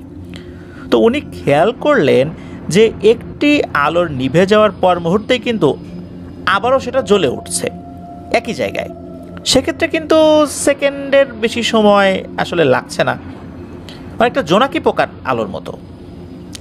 রাজ্জাক মিয়া যখন আরও কিছুটা কাছাকাছি গেলেন যে কি ব্যাপার, এটা কি, এটা দেখার জন্য, তখন উনি ভালো করে খেয়াল করেন যে আলোগুলো এলোমেলোভাবে থাকলেও মনে হচ্ছে যে ওই আলোগুলো গাছের ডালটির উপরে বসে থাকা বিশাল আকৃতির কালো কোনো একটি অবয়বের মতো কিছুর সাথে লেগে আছে, আর সেটি মাঝে মধ্যে মনে হয় একটু নড়াচড়া করছে। উনি এই আলোগুলো প্রথম দেখাতেই কিছুটা ভয় পেলেও যেহেতু ওনার বাড়িতে ফেরার ওটাই একমাত্র রাস্তা ছিল, তাই উনি আসলে দাঁড়িয়ে না পড়ে ওগুলোর দিকে খেয়াল করতে করতে আস্তে আস্তে প্রায় ওই বটগাছটার একদম কাছাকাছি চলে গিয়েছিলেন, অর্থাৎ গাছের নিচ দিয়ে রাস্তাটা পার করে চলে যাবেন। কিন্তু বটগাছ কাছাকাছি চলে আসায় উনি বিষয়টি পর্যবেক্ষণ করা মাত্রই রাজ্জাক মিয়ার কিছু একটা মনে পড়ে যায় এবং উনি অনেকটাই বুঝতে পেরে যান যে বটগাছের উপর ওটা আসলে কি। বিষয়টি উপলব্ধি করা মাত্রই উনি আতঙ্কে চিৎকার করে ওঠেন এবং বটগাছটা পার হয়ে যাওয়ার জন্য দৌড় লাগান। কিন্তু তখনই ঘটে এক ভয়ঙ্কর ঘটনা। রাজ্জাক মিয়া যখন গাছের নিচ দিয়ে দৌড়ে যাচ্ছেন তখন উনি দেখেন যে ওই জ্বলতে নিভতে থাকা লাল আলোগুলো সমেত গাছের ডালের উপর বসে থাকা বিশাল কালো অবয়বটি লাফিয়ে ঝপ করে ওনার পেছনে মাটির উপর পড়ল, আর এই পড়ার শব্দটাও হলো। এই দেখে রাজ্জাক মিয়া চিৎকার করতে করতে আরও জোরে দৌড়ানোর চেষ্টা করলেন, কিন্তু মুহূর্তের মধ্যেই পেছন থেকে খুব জোরে ধাক্কা মেরে প্রচণ্ড শক্তিশালী কিছু একটা ওনাকে মাটির উপর ফেলে দিল এবং ওনাকে টেনে হিচড়ে পথের পাশে একটা ঝোপের কাছে নিয়ে এলোপাথারি মারতে থাকে। অবয়বটির চাপা গর্জনের শব্দ শুধু রাজ্জাক মিয়ার কানে আসছিল। চারপাশে তখন বেশ অন্ধকার ছিল এবং রাজ্জাক মিয়া তখন মাটিতে পড়ে মার খাচ্ছিলেন। তখন উনি ওনার মাথা এবং মুখমণ্ডল রক্ষার জন্য দুই হাত দিয়ে নিজের চোখ মুখ ও মাথা ধরেছিলেন, তাই উনি আসলে ভালোভাবে কিছু দেখতে পারছিলেন না যে ওনাকে কে এভাবে মারছে। উনি শুধু চিৎকার করেই যাচ্ছিলেন। এক পর্যায়ে এলোপাথারি মারের আঘাত ও যন্ত্রণা সইতে না পেরে উনি অজ্ঞান হয়ে যান। রাজ্জাক মিয়া কতটা সময় ধরে ওভাবে অজ্ঞান হয়ে পড়েছিলেন তা উনি নিজেও জানেন না। ওনার যখন জ্ঞান ফেরে তখন উনি নিজের বাড়িরই বিছানায় শোয়া অবস্থায় নিজেকে দেখতে পান। জ্ঞান ফিরলেও রাজ্জাক মিয়ার শরীর জ্বরে পুড়ে যাচ্ছিল এবং ওনার শরীরের বিভিন্ন জায়গায় অসহ্য রকমের যন্ত্রণা হচ্ছিল। বিশেষ করে জ্ঞান ফেরার সাথে সাথেই ডান হাতে হওয়া প্রচণ্ড যন্ত্রণায় উনি আবারও চিৎকার করে বেহুশ হয়ে যান। মূলত যেটি হয়েছিল যে রাজ্জাক মিয়া যখন আহত অবস্থায় অজ্ঞান হয়ে রাস্তার ধারে একটি ঝোপের পাশে পড়েছিলেন তখন ওনার গ্রামেরই কয়েকজন লোক কাজ শেষে ওই পথ ধরে বাড়িতে ফিরছিলেন। প্রতিমধ্যে বটগাছটার কাছাকাছি আসতেই ওনারা রাস্তার পাশে একটি ঝোপের মধ্যে থেকে কোনো কিছু একটার বারবার নড়াচড়ার শব্দ শুনতে পান। কৌতূহলী হয়ে ওনারা সেদিকে এগিয়ে গেলে দেখতে পান যে সেখানে রাজ্জাক মিয়া মারাত্মক আহত অবস্থায় মাটির উপর অজ্ঞান হয়ে পড়ে আছেন। রাজ্জাক মিয়াকে ওভাবে পড়ে থাকতে দেখে ওই লোকগুলো ভেবেছিলেন যে রাজ্জাক মিয়া বোধ হয় রাতের অন্ধকারে কোনো চোর ডাকাতের খপ্পরে পড়েছিলেন এবং আক্রমণের শিকার হয়েছেন। ওনাদের উপস্থিতি টের পেয়েই হয়তো বা তারা রাজ্জাক মিয়াকে ওই অবস্থাতে ফেলে রেখে দৌড়ে পালিয়েছে। তখন ওনারা তাড়াতাড়ি সবাই মিলে রাজ্জাক মিয়াকে ধরাধরি করে রাজ্জাক মিয়ার বাড়িতে নিয়ে আসেন এবং ডাকাডাকি করে রাজ্জাক মিয়ার পরিবারের সদস্য ও আশেপাশে যারা প্রতিবেশী ছিলেন তাদেরকে জড়ো করেন। শরীরের বিভিন্ন জায়গায় গুরুতর আঘাতের চিহ্ন ছিল স্পষ্ট, এবং দেখে মনে হচ্ছিল যে ওনার ডান হাতটা কেউ যেন প্রবল আক্রোশে মুচড়িয়ে ভেঙে দিয়েছে। রাজ্জাক মিয়ার এই অবস্থা দেখে ওনার বাড়িতে তো কান্নাকাটি রোল পড়ে যায়। সারা রাত আর রাজ্জাক মিয়ার জ্ঞান ফেরেনি। সকালে ওনার আবার জ্ঞান ফেরে, কিন্তু শরীরে তখনও জ্বর এবং প্রচণ্ড ব্যথা যন্ত্রণায় উনি কাতরাচ্ছিলেন, এবং জ্বরের ঘোরে উনি কী সব যেন বিড়বিড় করে বলছিলেন যে ও এখনও আমার দিকে আছে, ও আমাকে নিয়ে যাবে, তোমরাও আমাকে কেউ বাঁচাতে পারবে না, এরকমভাবে বলছিলেন। এরপর বেশ কিছুদিন ধরে রাজ্জাক মিয়ার চিকিৎসা করানো হয়। আস্তে আস্তে উনি কিছুটা সুস্থ হলেও ওনার ডান হাতটি একদমই অকেজো হয়ে গিয়েছিল বলতে হবে। আসলে তখনকার সময় প্রত্যন্ত গ্রাম এলাকায় তো অত ভালো চিকিৎসার ব্যবস্থা ছিল না, তাই রাজ্জাক মিয়াকেও সাধারণ মানের চিকিৎসাই নিতে হয়েছিল। এর ফলে ওই চিকিৎসায় যতটুকু উনি সেরে উঠেছিলেন ততটুকুই ব্যাস। এর বাইরে আর বিশেষ কোনো চিকিৎসা নেয়ার সুযোগ আসলে ওনার হয়নি। রাজ্জাক মিয়া যখন কিছুটা সুস্থ হন তখন উনি সবাইকে খুলে বলেন যে ওই রাত্রে ওনার সাথে কি ঘটেছিল। রাজ্জাক মিয়ার মুখে ওই রাত্রের বিভীষিকাময় বর্ণনা শুনে সবাই খুব ভয় পেয়ে যায়। অবশ্য তখন আশেপাশে উপস্থিত অনেকেই বলেছিল যে ওই রাস্তা দিয়ে তো আমরাও অনেক বছর ধরে রাত বিরাতে চলাফেরা করেছি, কিন্তু কই, আমাদের সাথে তো ওই ধরনের কোনো সমস্যা হয়নি। তাদের মুখে কথা শুনে রাজ্জাক মিয়া বলেন যে তোমাদের সাথে সমস্যা হয় আর হয় নাই বা হওয়ার কথাও না, কারণ সেই রাত্রে আমার সাথে ওই ঘটনাটি ঘটেছিল আর আমি জানি যে আমার সাথে কি হয়েছিল। তোমাদের সাথে হয় নাই বলে কি অন্য কারোর সাথে হবে না? এটা কোনো কথা? তো রাজ্জাক মিয়ার এ ধরনের কথা শুনে সবাই রাজ্জাক মিয়ার কাছে জানতে চায় যে সে আসলে কি আন্দাজ করতে পেরেছে, কিছু বুঝেছে কি সে, আসলে বিষয়টা কি ছিল। তখন রাজ্জাক মিয়া সবাইকে আরও একটি ঘটনা সম্পর্কে বলেন, যেটি ওনার সাথে এই ঘটনা ঘটার প্রায় 2 সপ্তাহ আগে ঘটেছিল। রাজ্জাক মিয়া বলতে থাকেন, সেই রাত্রে আমি ক্ষেত পাহারা দিতে গিয়েছিলাম। আকাশে সেদিন পূর্ণ চাঁদ ছিল এবং চাঁদের আলোয় চারপাশ আলোয় ঝলমল করছিল। তখন প্রায় মাঝরাত। একবার চারপাশে ঘোরাঘুরি করে এসে এক জায়গায় বসে আমি একটু জিরিয়ে নিচ্ছিলাম। সেদিন কাজের ধকল কিছুটা বেশি হয়, একটু বিশ্রাম নিতে বসতেই চোখ আস্তে আস্তে জড়িয়ে আসছিল আমার। বসে থেকে ঝিমুনি ধরে গিয়েছিল, কিন্তু হঠাৎ করে দূর থেকে ভেসে আসা কিছু অদ্ভুত আওয়াজে আমার ঘুমের ভাব নিমিষেই কেটে গেল। মনে হলো যে মাঠের একদম কোনায়, যেখান থেকে বাগান শুরু হয়েছে, সেখান থেকে শেয়ালের আর্তচিৎকার এবং আরও একটি বিচিত্র শব্দ ভেসে আসছে। এই শব্দে আমার ঘুম ভাবটা কিছুটা কেটে গেলেও বিষয়টা দেখে আসার জন্য নিজেকে একটু চাঙ্গা করতে একটি বিড়ি ধরিয়ে উঠে দাঁড়ালাম। এরপর হাতের লাঠিটা নিয়ে আগাতে লাগলাম এবং শব্দের উৎস কোথায় সেটা বোঝার চেষ্টা করলাম। যেখান থেকে শব্দটা আসছিল, অর্থাৎ মাঠের শেষ প্রান্তে বাগানের কাছাকাছি, সেই জায়গার প্রায় কাছাকাছি গিয়ে আমার থেকে হাত 10 দূরে চাঁদের আলোয় স্পষ্ট যে দৃশ্য দেখলাম, তাতে আমি আর আগানোর সাহসই পেলাম না। আমি দেখলাম যে আমার থেকে একটু সামনেই বিশাল কালো অবয়বের মতো কিছু একটা মাটির উপর একটা শেয়ালকে ফেলে মনে হচ্ছে মুখ দিয়ে কামড়িয়ে সেটা নাড়িভুড়ি বের করে খাচ্ছে। আর সবচেয়ে ভয়ঙ্কর বিষয়টি ছিল ওই কালো অবয়বটির শরীর জুড়ে ছিল অসংখ্য লাল লাল চোখ, যেগুলো এক একটি আলাদা আলাদাভাবে পিটপিট করছিল। অবয়বটি যখন শেয়ালটির দেহ ছিঁড়ে খুঁড়ে খাচ্ছিল, তখন সেটার মুখ দিয়ে কেমন এক ধরনের বিভৎস গর্জনের মতো আওয়াজ বের হচ্ছিল। আমি অনেক কষ্টে চুপ থাকতে চাইলেও এই দৃশ্য দেখে আমার মুখ দিয়ে অস্ফুট একটি শব্দ বের হয়ে এসেছিল, আর সেই শব্দই ওই জিনিসটার কানে যেতেই সেটা খাওয়া ফেলে রেখে আমার দিকে ঘুরে তাকায়। আমি তখন অবয়বটিকে আরও কিছুটা ভালোভাবে দেখতে পাই।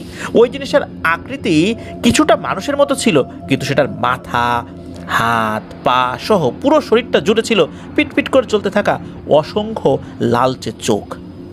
এমনকি সেটার মুখমণ্ডলের পুরোটা জুড়েও ছিল শুধু চোখ আর চোখ। কেবল মুখের জায়গাটায় এবড়ো থেবড়ো একটি গহ্বর ছিল, যার ভেতর থেকে সারি সারি দাঁত উকি দিচ্ছিল। জিনিসটা আমার দিকে ফিরে কেমন যেন একরকম গড় গড় শব্দ করে আমার দিকেই এগিয়ে আসতে থাকে। ওই মুহূর্তে প্রচণ্ড আতঙ্কে আমি যেন দৌড় দিতেও ভুলে গিয়েছি। তখন আমি কিছু না ভেবে প্রথমে আমার হাতের ওই লাঠিটা সজোরে অবয়বটাকে লক্ষ্য করে ছুড়ে দেই। লাঠিটা গিয়ে জোরে করে ওই জিনিসটার শরীরে আঘাত করলেও মনে হলো না যে তাতে সেটার কোনো ক্ষতি হয়েছে। এসব যখন ঘটছিল তখন কিন্তু আমার বিড়িটাও নেভেনি। শুনেছি এসব জিনিস আগুন দেখে নাকি ভয় পায়। লাঠি ছুঁড়ে মারার পরও আমি যখন দেখলাম যে সেটা কিছুই হলো না, তখন আমি কিভাবে আমার হাতের জ্বলন্ত বিড়ির টুকরোটা অবয়বটির দিকে ছুঁড়ে মারি। ততক্ষণে অবশ্য সেটা সেই আদা খাওয়া শেয়ালটিকে ফেলে রেখে আরও কিছুটা এগিয়ে এসেছিল। বিড়িটা ছুঁড়ে মারতেই সেটার গায়ের উপর গিয়ে পড়ে, আর সাথে সাথে অবয়বটি ভয়ানক একটি আওয়াজ করে ওঠে, যা খুবই জোরালো ছিল। আমি ওই অবস্থাতেও বিড়িটা ছুঁড়ে মেরেছিলাম, কারণ আমার চিন্তা ছিল যে এই বিড়িটা তো খেতে খেতে একসময় শেষ হয়ে যাবে, যদি এই আগুনটা ছুঁড়ে মারি তাহলেই হয়তোবা বাঁচার একটা সুযোগ আছে। এই চিন্তা করেই আমি ছুঁড়ে মেরেছিলাম। আর তারপরে এই ঘটনা। ভয়ঙ্কর এই শব্দ শোনার পর আমার মনে হচ্ছিল যে আমি ভয়ে বুঝি অজ্ঞানী হয়ে যাব, কিন্তু আমি স্পষ্ট বুঝতে পারছিলাম যে এখন যদি আমি এখান থেকে পালাতে না পারি তাহলে এটা আমাকে এখানেই মেরে ফেলবে। বিড়ির আগুন হয়তোবা নিভে গিয়েছে, এখন আর কি করা, এখন তো আমার বিপদ। তখন আমি আর কিছু না ভেবে আল্লাহর নাম নিয়ে এক দৌড়ে ক্ষেত পার হয়ে রাস্তায় গিয়ে উঠি। বাড়িতে ফিরে এসব কথা আমি তখন আমার বাড়ির লোকদেরকে এই জন্য বলি নাই যে তারা হয়তো এসব শুনলে ভয় পাবে, এবং এরপর থেকে রাতের বেলা আমি মাঠে গেলে আমাকে নিয়ে হয়তো দুশ্চিন্তা করবে। পরবর্তীতে সেদিন যখন আমি বাজার থেকে রাতে বাড়িতে ফিরছিলাম, তখন দূর থেকে প্রথমে বটগাছের ডালের উপর আলো জ্বলতে দেখে আমি বিষয়টি ঠিক বুঝতে পারি নাই। মনে করেছিলাম জোনাকি পোকা হবে, কিন্তু আরেকটু কাছাকাছি যেতেই আমি ওই আলোগুলো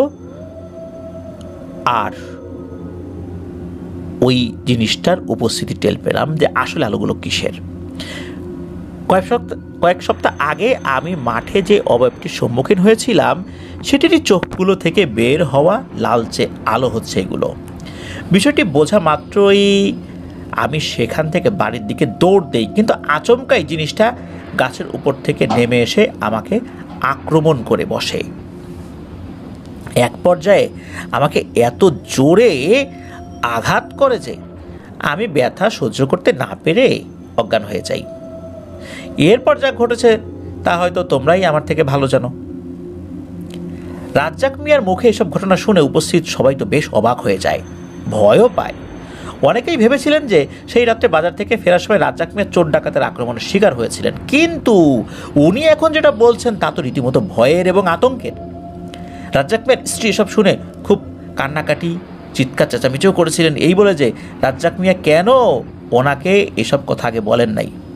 তখন ওখানে উপস্থিত একজন মুরব্বী গোছের প্রতিবেশী বলেন যে এসব সমস্যা হলে তো কবিরাজের কাছে যাওয়া দরকার। চিকিৎসা করে শারীরিকভাবে সুস্থ হওয়া গেলেও এসব জিনিসের প্রভাব কিন্তু খুব খারাপ, আর এসব জিনিস একবার কারো পিছু লেগে গেলে অনেক বড় ক্ষতি না করে কিন্তু যায় না, অর্থাৎ অনেক বড় ক্ষতি হওয়ার সম্ভাবনা খুবই প্রবল। রাজ্জাক মিয়াকে রহিম কবিরাজের কাছে দেখিয়ে নিয়ে আসো একবার। রহিম কবিরাজ ছিলেন মূলত একজন বয়স্ক কবিরাজ, যিনি রাজ্জাক মিয়াদের গ্রামের 2 গ্রাম পরে থাকতেন। রাজ্জাক মিয়ার পরিবারের সদস্যরা তখন ওই মুরব্বির দেয়া উপদেশকে যৌক্তিক বলেই মনে করেন, কারণ এই কয়দিন তো ওনারা স্পষ্টভাবেই জানতেন না যে রাজ্জাক মিয়ার সাথে অতিপ্রাকৃত কোনো সমস্যা হয়েছিল কিনা। রাজ্জাক মিয়ার শরীরে তখনও বেশ কয়েক জায়গায় অনেক ব্যথা ছিল, তারপরও চলমান পরিস্থিতি বিবেচনা করে সবাই একটু কষ্ট হলেও রাজ্জাক মিয়াকে রহিম কবিরাজের কাছে নেয়ার সিদ্ধান্ত নেন। পরদিন দুপুরের পর পূর্ব পরিকল্পনা মোতাবেক রাজ্জাক মিয়ার স্ত্রী ও ছেলেসহ আশেপাশের আরও কয়েকজন পাড়া প্রতিবেশী মিলে রাজ্জাক মিয়াকে নিয়ে রহিম কবিরাজের বাড়ির উদ্দেশ্যে রওনা হন। তখন বর্ষাকাল হওয়ার কারণে থেকে থেকে বৃষ্টি নামছিল এবং রাস্তাঘাট ছিল একদম কর্দমাক্ত, তাই অনেক বেশি দূর না হলেও রাজ্জাক মিয়াকে নিয়ে রহিম কবিরাজের বাড়ি পৌঁছাতে ওনাদের বেশ ঝামেলাই পোহাতে হয়েছিল। রহিম কবিরাজের বাড়িতে পৌঁছাতে দুপুর গড়িয়ে প্রায় বিকেল হয়ে যায়। রহিম কবিরাজ তখন বাড়িতেই ছিলেন, তবে কোনো একটা কাজে ব্যস্ত ছিলেন। রাজ্জাক মিয়ার সাথে যারা গিয়েছিলেন তাদের মধ্যে একজনের সাথে আবার রহিম কবিরাজের পূর্ব পরিচয় এবং খুব ভালো সম্পর্ক ছিল। ওনারা রহিম কবিরাজের বাড়ির উঠোনে উপস্থিত হলে রহিম কবিরাজ ওনাদের বসতে বলে আবার ভেতরে চলে যান। এরপর কাজ শেষ করে এসে উনি রাজ্জাক মিয়া এবং ওনার পরিবারের সদস্য ও প্রতিবেশীদের সাথে বসেন। রহিম কবিরাজ ওনাদের কাছে জানতে চান যে রাজ্জাক মিয়ার আসলে কি সমস্যা হয়েছে। ওনারা যখন উল্লেখ করেন যে রাজ্জাক মিয়ার সাথে অতিপ্রাকৃত সমস্যা হয়েছে, তখন রহিম কবিরাজ ওনাদেরকে সব ঘটনা বিস্তারিতভাবে বলতে বলেন। এরপর রাজ্জাক মিয়া নিজেই ওনার সাথে ঘটা সব ঘটনা এবং উনি কি কি দেখেছিলেন সব কিছু বিস্তারিতভাবে রহিম কবিরাজকে খুলে বলেন। সব শুনে রহিম কবিরাজ বলেন যে বিষয়টা আমার কাছে খুব একটা ভালো কিছু মনে হচ্ছে না। আমি যেটা ভাবছি সেটা সত্যি হলে রাজ্জাকের কপালে কিন্তু দুঃখ আছে বলে দিলাম, কিন্তু এখন আমি নিশ্চিতভাবে আসলে কিছু বলতে পারছি না। যদিও আমি জানার চেষ্টা করছি বিষয়টা আসলে কী ছিল। তোমরা এই ঘরেই অপেক্ষা করো, আমি যতক্ষণে নিজে থেকে এখানে না ফিরবো ততক্ষণে আমাকে ভেতর থেকে ডাকতে যেও না। এই বলে রহিম কবিরাজ বাড়ির ভেতরে ঢুকে যান এবং ওনার ঘরে ঢুকে দরজা লাগিয়ে দেন। এরপর রাজ্জাক মিয়া ও ওনার পরিবারের সদস্যরা অপেক্ষা করতে থাকেন। সন্ধ্যা হয়ে অন্ধকার নেমে আসে, কিন্তু এই রহিম কবিরাজ আর বের হন না। অবশেষে মাগরিবের ওয়াক্ত পার হয়ে গেলে রহিম কবিরাজকে ঘরের ভেতর থেকে বের হয়ে আসতে দেখা যায়। রহিম কবিরাজের চেহারায় ফুটে ওঠা এবং গম্ভীর একটি ভাব দেখা যাচ্ছিল, সেটা রাজ্জাক মিয়ার পরিবারের সদস্যদেরকে এবং আশেপাশে যারা আসছিলেন তাদেরকে বিচলিত করে তোলে। রহিম কবিরাজ ওনাদের সামনে এসে বসেন এবং বলতে থাকেন, সাধারণত আমার এতটা বেশি সময় লাগে না কোনো তথ্য জোগাড় করতে। যাই হোক, আমি যে তথ্য পেয়েছি তা খুব একটা ভালো কিছু না। রাজ্জাকের সাথে যে জিনিসটার মোলাকাত হয়েছিল সেটি আসলে একটি চোখওয়ালা। এই চোখওয়ালারা খুবই ভয়ানক ধরনের এবং বিশেষ প্রকৃতির, তবে এরা সাধারণত বিশেষ কোনো কারণ ছাড়া মানুষের সংস্পর্শে খুবই কম আসে। এদের শরীরে অসংখ্য চোখ রয়েছে, যেগুলো দিয়ে এরা এমন অনেক কিছু দেখতে পায় যা শুধু মানুষ কেন, অন্যান্য জাতের জিনেদেরও কল্পনার বাইরে। এরা বিশেষ এক ধরনের জিন। রাজ্জাক মিয়ার সাথে ওই চোখওয়ালাটার কোনো সমস্যাই ছিল না। প্রথমে রাজ্জাক যে রাত্রে ফসলের খেতে ওটাকে শিয়ালের মৃতদেহ খেতে দেখেছিল, সেই রাত্রে রাজ্জাক যদি দূর থেকে ওটাকে দেখা মাত্র ওখান থেকে সরে পড়তো, তাহলে ঘটনা আর এতদূর আগাতো না। কিন্তু রাজ্জাক মিয়া কী করেছে, ওর কাছে গিয়ে লাঠি ছুঁড়ে আঘাত করেছে। এ পর্যন্ত হয়তো একটা সহনীয় পর্যায়ে ছিল, কিন্তু রাজ্জাকের একদমই উচিত হয়নি হাতের জ্বলন্ত বিড়িটা ওর দিকে ছুঁড়ে দেয়া। চোখওয়ালারা আগুন একদমই সহ্য করতে পারে না। ও শুধু হয়তো ভয় দেখিয়ে রাজ্জাককে সেখান থেকে তাড়িয়ে দিতে চেয়েছিল, যাতে ওর খাবার খাওয়ার কোনো ব্যাঘাত না ঘটে। কিন্তু ও আন্দাজও করতে পারেনি যে রাজ্জাক মিয়া হঠাৎ করেই এরকম একটা জ্বলন্ত আগুন ওর শরীরে ছুঁড়ে মারবে।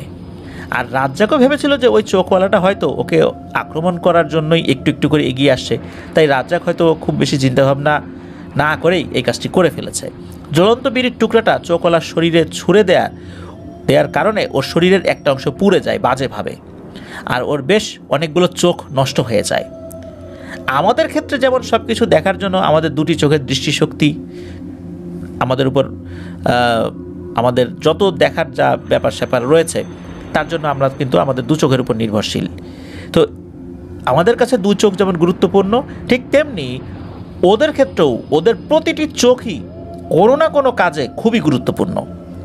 ওদের সারা শরীরে অনেকগুলো চোখ থাকলেও সেগুলোর প্রতিটি সমানভাবে দেখার কাজে ওরা ব্যবহার করে এবং প্রত্যেকটারই আলাদা আলাদা কিছু বিশেষত্ব রয়েছে। তাৎক্ষণিক যন্ত্রণার কারণে চোখওয়ালাটা একটু নিস্তেজ হয়ে পড়েছিল, এটা রাজ্জাকের সৌভাগ্য।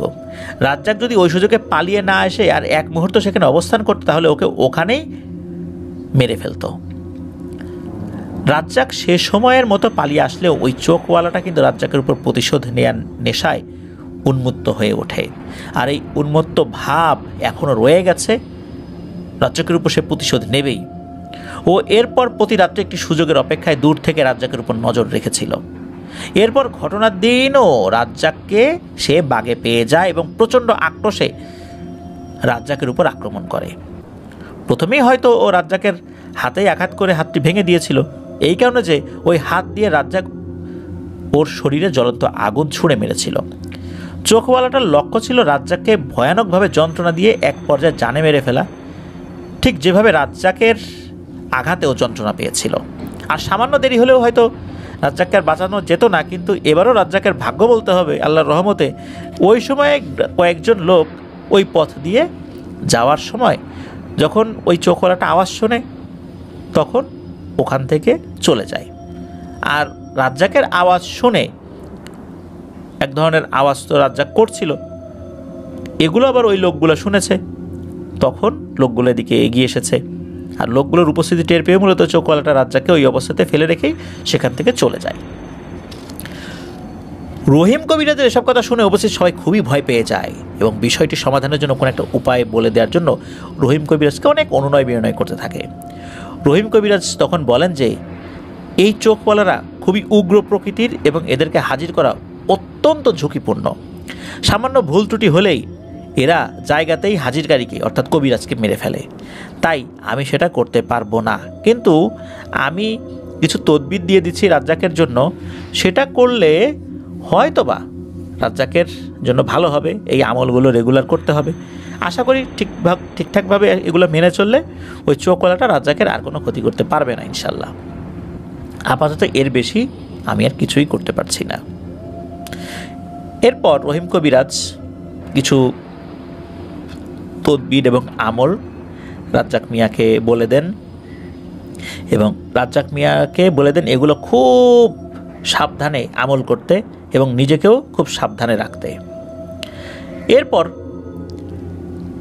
তারা তো চলে আসে ওখান থেকে। রহিম কবিরাজের কথা মতো রাজ্জাক মিয়া প্রতিদিন এই আমলগুলো করে যাচ্ছিলেন, ঠিকঠাক মতো সব কিছু করছিলেন। এরপর বেশ কয়েক মাস পার হয়ে যায়। সবাই ভেবেছিল যে রহিম কবিরাজের দেওয়া তদবিরের বদৌলতে আল্লাহর রহমতে রাজ্জাকের সব সমস্যা কেটে গিয়েছে। এক রাতে রাজ্জাক মিয়া প্রতিদিনকার মতো খেতে ফসল পাহারা দিতে চান, কিন্তু ভোরবেলা ওনার স্ত্রী ঘুম ভেঙে দেখেন যে রাজ্জাক মিয়া তখনও বাড়িতে ফেরেননি। সাধারণত রাজ্জাক মিয়া রাতের বেলা মাঠে গেলে ভোর হওয়ার আগেই বাড়িতে ফেরত আসতেন। যেহেতু আসেন নাই, তখন রাজ্জাক মিয়ার স্ত্রী বের হয়ে খোঁজাখুঁজি শুরু করেন। এক পর্যায়ে রাজ্জাক মিয়া যে মাঠে গিয়েছিলেন সেখানে সহ আরও বিভিন্ন সম্ভাব্য জায়গা অনেক খোঁজাখুঁজি করার পরও রাজ্জাক মিয়ার কোনো হদিস না মিললে রাজ্জাক মিয়ার স্ত্রীর চিৎকার চেঁচামেচি ও কান্নাকাটিতে পাড়া প্রতিবেশী ও অন্যান্য গ্রামবাসীরা এসে ভিড় করে সেখানে। এরপর সবাই মিলে আরও একবার বিস্তর খোঁজাখুঁজি করেও কোথাও রাজ্জাক মিয়ার চিহ্নটাও পাওয়া যায় না। যেহেতু রাজ্জাক মিয়ার সাথে কয়েক মাস আগে কিছু অতি প্রাকৃত ঘটনা ঘটেছিল, তাই অনেকে বলতে থাকেন যে সেই সমস্যার সূত্র ধরেই রাজ্জাক মিয়ার সাথে হয়তো কোনো খারাপ কিছু ঘটেও থাকতে পারে।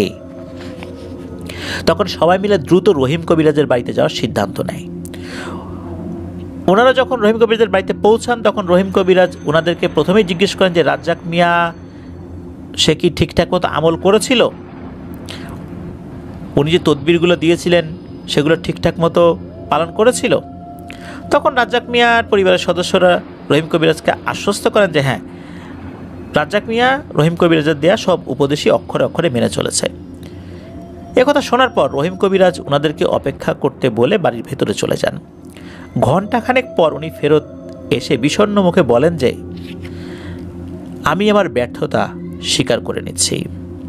আমার দেয়া তদবির সাময়িকভাবে কার্যকরী হলেও দীর্ঘমেয়াদের জন্য সেগুলো ওই চোখওয়ালাটাকে আটকাতে পারেনি। রাজ্জাক এখন আর জীবিত নেই। অনেক দিন ধরে ওত পেতে থাকার পর গত রাত্রে সুযোগ পাওয়া মাত্রই চোখওয়ালাটা রাজ্জাককে আক্রমণ করেছে এবং রাজ্জাকের লাশটা কোথাও নিয়ে গিয়ে হাড় মাংস সব খেয়ে ফেলে ওর প্রতিশোধ পূরণ করেছে। আমার জানা সর্বোচ্চ বিদ্যা দিয়েই আমি তোমাদেরকে সাহায্য করেছিলাম, কিন্তু ও এতটাই শক্তিশালী যে আমার দেওয়া তদবির সময়ের সাথে সাথে একটা পর্যায়ে গিয়ে ওর শক্তির সামনে অকেজো হয়ে পড়েছিল। এসব কথা শুনে কান্নার রোল পড়ে যায়। কেউ আসলে বিশ্বাসই করতে পারছিল না যে এতদিন কেটে যাওয়ার পরও হঠাৎ করেই রাজ্জাক মিয়ার সাথে এসব কিভাবে ঘটল। রহিম কবিরাজ রাজ্জাক মিয়ার মৃত্যুর খবর জানিয়ে দিলেও এরপরও আরও কয়েকদিন রাজ্জাক মিয়াকে খোঁজাখুঁজি করা হয়েছিল, কিন্তু কোথাও আর তাকে খুঁজে পাওয়া যায়নি। সবাই তখন এক বাক্যে মেনে নিয়েছিলেন যে রহিম কবিরাজের কথা আসলেই ঠিক, রাজ্জাক মিয়াকে সেই চোখওয়ালাটাই মেরে ফেলেছে। অনেক খোঁজাখুঁজি করেও রাজ্জাক মিয়ার লাশের সামান্যতম অংশ পাওয়া যায়নি। আশা করেছিলেন লাশের কোনো একটা অংশ যদি পাওয়া যেত সেটাই হয়তো বা দাফন করা যেত, অন্তত রাজ্জাক মিয়ার কবরের চিহ্নটা থাকতো। সবাই এতটুকু নিশ্চিত হয়েছিলেন ওর হাড় মাংস সহ চিবিয়ে খেয়ে ফেলেছে, এমনকি তার শরীরে যে পোশাক ছিল সেটাও পাওয়া যায়নি, অর্থাৎ পোশাক সহই তাকে খেয়ে ফেলেছে। এভাবেই চিরতরে রাজ্জাক মিয়া ওই চোখওয়ালাটার খাবার হয়ে গিয়েছিল। এটাই ছিল ঘটনা। প্রিয় লিসেনার্স, ঘটনাটি শুনলেন, খুবই মর্মান্তিক একটি ঘটনা, ভয়ঙ্কর বটে। এটা থেকে আমরাও কিন্তু কিছু শিক্ষা নিতে পারি। হুট করে এই ধরনের ঘটনার প্রেক্ষাপটে আমাদের মাথা ঠিক রাখা যেমন কঠিন, সেই সাথে একটি বিষয় মাথায় রাখতে হবে, এই ধরনের অশরীরীদের শরীরে আঘাত করার পরিণতিগুলো কিন্তু খুব মর্মান্তিক হয়। আর এই ধরনের চোখওয়ালা জিনের ঘটনাও কিন্তু আমরা খুবই কম পাই। এই ধরনের জিন যে আছে, আর এই ধরনের জিনেরা এমন কিছু দেখতে পান যা অন্য জিনেরও দেখতে পান না। আসলেই বিষয়টা খুব রহস্যময়, ভয়ঙ্কর বটে।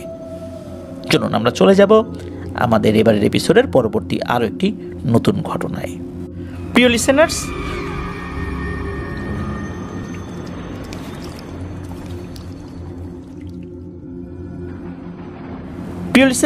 এই ঘটনাটি সৌমিত্র রয় সংগ্রহ করেছেন ফিরোজ মাহমুদ হাবিব ভাইয়ের কাছ থেকে।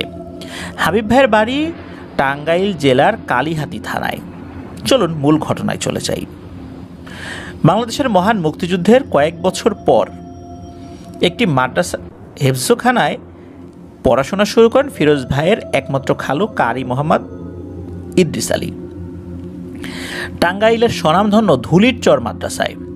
সেই মাদ্রাসায় একজন শিক্ষক ছিলেন, তার নাম মোহাম্মদ আব্দুর রহমান। তিনি ছিলেন খুবই পরহেজগার, দিনদার একজন মানুষ। তার আচার ব্যবহার, চাল চলন সবাই খুব পছন্দ করতেন। হুজুর হিসাবেও বা শিক্ষক হিসাবেও তিনি ছিলেন অতুলনীয়। ওই মাদ্রাসার প্রতিটি ছাত্রই আব্দুর রহমান হুজুরকে খুবই ভালোবাসতেন। ওস্তাদ হিসাবে যতটুকু শ্রদ্ধা করা দরকার তার থেকে বেশিই করতেন। এই ভালোবাসার খাতিরে অনেক সময় হুজুরের অনেক কাজ ছাত্ররা আপন খুশিতে এমনিতেই করে দিতেন। যদিও বা হুজুর এটা পছন্দ করতেন না। উনি সবসময় বলতেন যে, দেখো বাবারা, নিজের ব্যক্তিগত কাজ নিজে করাটাই উত্তম, কারণ রাসূলুল্লাহ সাল্লাল্লাহু আলাইহি সাল্লাম নিজের ব্যক্তিগত কাজগুলো নিজে করা পছন্দ করতেন। এই জন্য আমার ব্যক্তিগত কাজগুলো আমাকেই করতে দাও।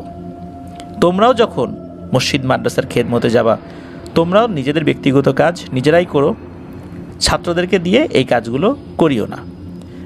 কিন্তু কে শোনে কার কথা? স্টুডেন্টরা হুজুরের সব হুকুম মানলেও এই বিষয়টাতে কেন জানি ইচ্ছা করেই তারা এই আদেশটা এড়িয়ে যেতেন। এর কারণও হুজুর বুঝতে পারতেন, কারণ এটা হচ্ছে ভালোবাসার ফল। যার কারণে হুজুর এই বিষয়টা পছন্দ না করলেও এই বিষয় নিয়ে বাচ্চাদেরকে ওইভাবে উনি শাসন করতে পারতেন না। ফিরোজ ভাইয়ের খালু বলেন, ওই সময় নাকি তাদের সাথে কিছু জিনেরাও লেখাপড়া করত, কিন্তু এই জিনেরা কারা ছিল সেটা কেউ জানতো না, শুধু জানতেন আব্দুর রহমান হুজুর। আব্দুর রহমান হুজুরের কাছে দিনে ও রাত্রে সবসময় মাদ্রাসার কম বেশি ছাত্ররা পড়া নিত, যেটাকে কওমি মাদ্রাসার পরিভাষায় সবক বলা হয়। সেই সমস্ত ছাত্রদের মাঝে জিন ছাত্ররাও আসতো, আর মাদ্রাসার সব ছাত্ররাই জানতো তাদের সঙ্গে জিনেরাও লেখাপড়া করে, কিন্তু সত্যিকার অর্থে কেউই জানতো না এই জিনগুলো কে বা কারা। একদিন ফিরোজ ভাইয়ের খালু কারি ইদ্রিস আলীকে এবং আরও কয়েকজন ছাত্রকে আব্দুর রহমান হুজুর বলেন, তোরা আজকে আমার সঙ্গে আমার বাড়ি যাবি, গিয়ে আমার কিছু কাজ আছে, কাজ করে দিয়ে আসবি।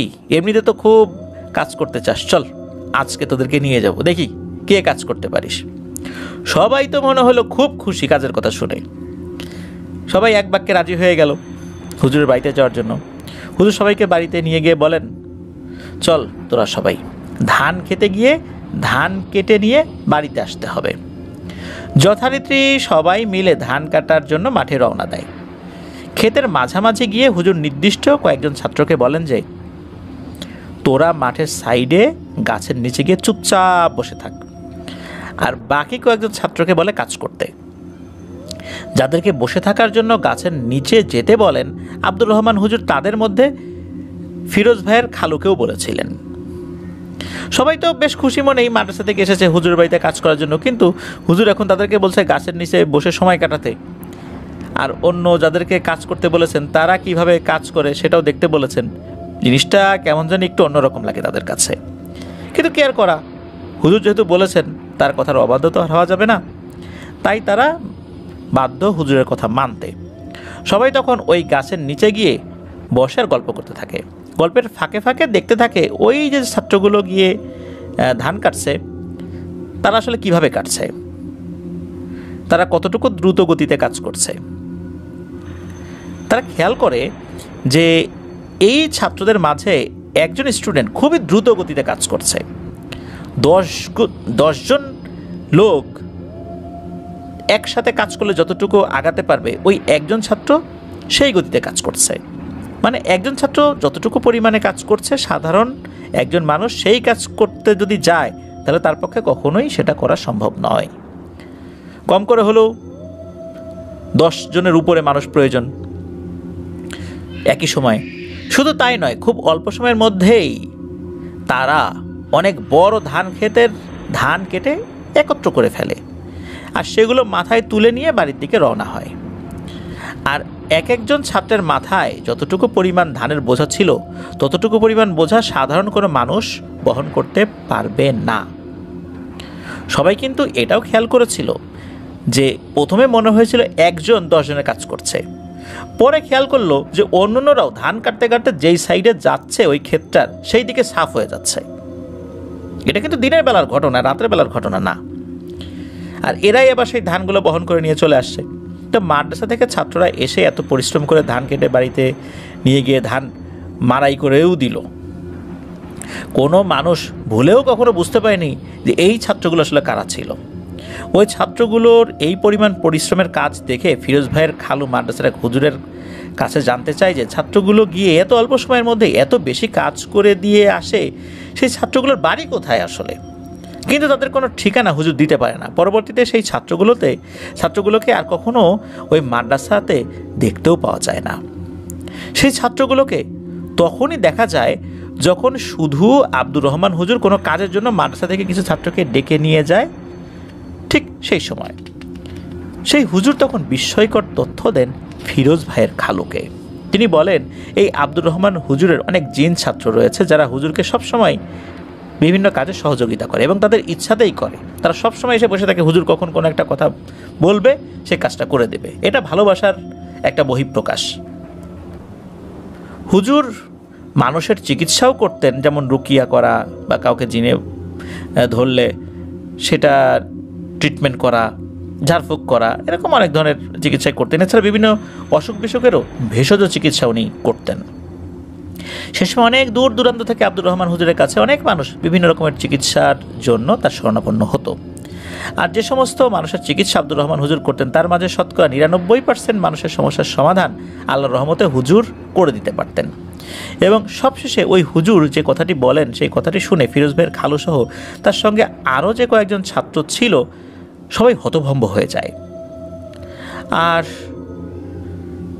হতভম্ব হওয়াটাই স্বাভাবিক। সে কথাটি হলো আব্দুর রহমান হুজুর যাকে নিয়ে সংসার জীবন অতিবাহিত করছেন, মানে তার সহধর্মিনী, তিনি নাকি কোনো মানুষ নন, তিনি হচ্ছেন জিন, অর্থাৎ জিনেদের মধ্যে যারা নারী, তারা যাদেরকে আমরা পরী বলে থাকি। এই কথা শোনার পর সবাই তো অবাক। এতদিন যাবৎ হুজুরের স্ত্রী হিসাবে যাকে জেনে আসছেন তিনি নাকি কোনো মানুষ নন, জ্যান্ত একটা পরী। এ কথা কেউই বিশ্বাস করতে পারে না, আর বিশ্বাস করবেই বা কীভাবে? কারণ ফিরোজ ভাইয়ের খালু ও অন্যান্য ছাত্ররা যখন হুজুর বাড়িতে যেতেন কোনো কাজের জন্য তখন হুজুরের স্ত্রী সাধারণ মানুষ যেভাবে নিজের সংসারে কাজকর্ম করে ঠিক একই রকমভাবে তিনিও করতেন, তবে সব কিছু পর্দার আড়ালে। যদিও বা কখনও তিনি মাদ্রাসার ছাত্রদের সামনে আসতেন তবে সম্পূর্ণ পর্দার সহিত আসতেন। তার চেহারাটা দেখা যেত না, চোখ দেখা যেত শুধু। তাই হুজুরের স্ত্রীর চেহারা কেউ কখনোই দেখতে পারেনি। বোরকা পরা অবস্থায় থাকতেন আর কি। সব ছাত্রদেরই তখন হুজুরের এই পরীটাকে বিয়ে করার কাহিনী জানার জন্য মনের ভিতরে অনেক রকমের প্রশ্ন জাগতে থাকে। আর সেই হুজুরকে প্রশ্ন করতে থাকেন যে কিভাবে আব্দুর রহমান হুজুর ওই পরীটাকে বিয়ে করলেন। ওই হুজুর তো কোনোভাবেই কোনো অবস্থাতেই বলতে চান না, কিন্তু ফিরোজ ভাইয়ের খালু এই স্টুডেন্টদের মধ্যে খুবই নাসরবান্দা ছিলেন। উনি না শুনে কোনো কিছুতেই হুজুরকে ছাড়বেন না। এক পর্যায়ে হুজুর বলার জন্য রাজি হন। হুজুর বলেন, ঠিক আছে, তোমরা যদি শুনতে চাও তবে আজ রাতে তোমরা সবাই যার যার পড়া শেষ করে তারপরে এসো, আমি তোমাদেরকে আজকে হুজুরের সেই পরীকে বিয়ে করার ঘটনাটি শোনাবো। কিন্তু সাবধান, কথাগুলো যেন বাইরে কেউ জানতে না পারে। যদি কেউ কোনোভাবে জানতে পারে তাহলে তোমাদেরও ক্ষতি হতে পারে। তাই তোমরা যদি আমাকে কথা দাও যে হুজুর ওই কাহিনী শুধু তোমাদের মধ্যেই রাখবে, বাইরের কাউকে জানাবে না, তবেই আমি বলবো।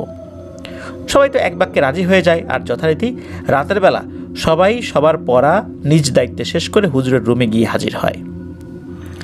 হুজুরের রুমে যাওয়ার পর এই ফিরোজ ভাইয়ের যে খালু, উনিও তো গিয়েছেন আগ্রহ ভরে। তো হুজুর তখন বলেন, এই তোরা কেউ একজন গিয়ে একটু উকি মেরে দেখে আয়, আব্দুর রহমান হুজুর এখনও কি তার রুমে রয়েছেন নাকি বাড়িতে চলে গিয়েছেন। তখন ফিরোজ ভাইয়ের খালু দৌড়ে গিয়ে আব্দুর রহমান হুজুরের রুমে উকি মেরে দেখে আসেন যে হুজুর তার রুমে নাই, উনি বাড়িতে চলে গিয়েছেন।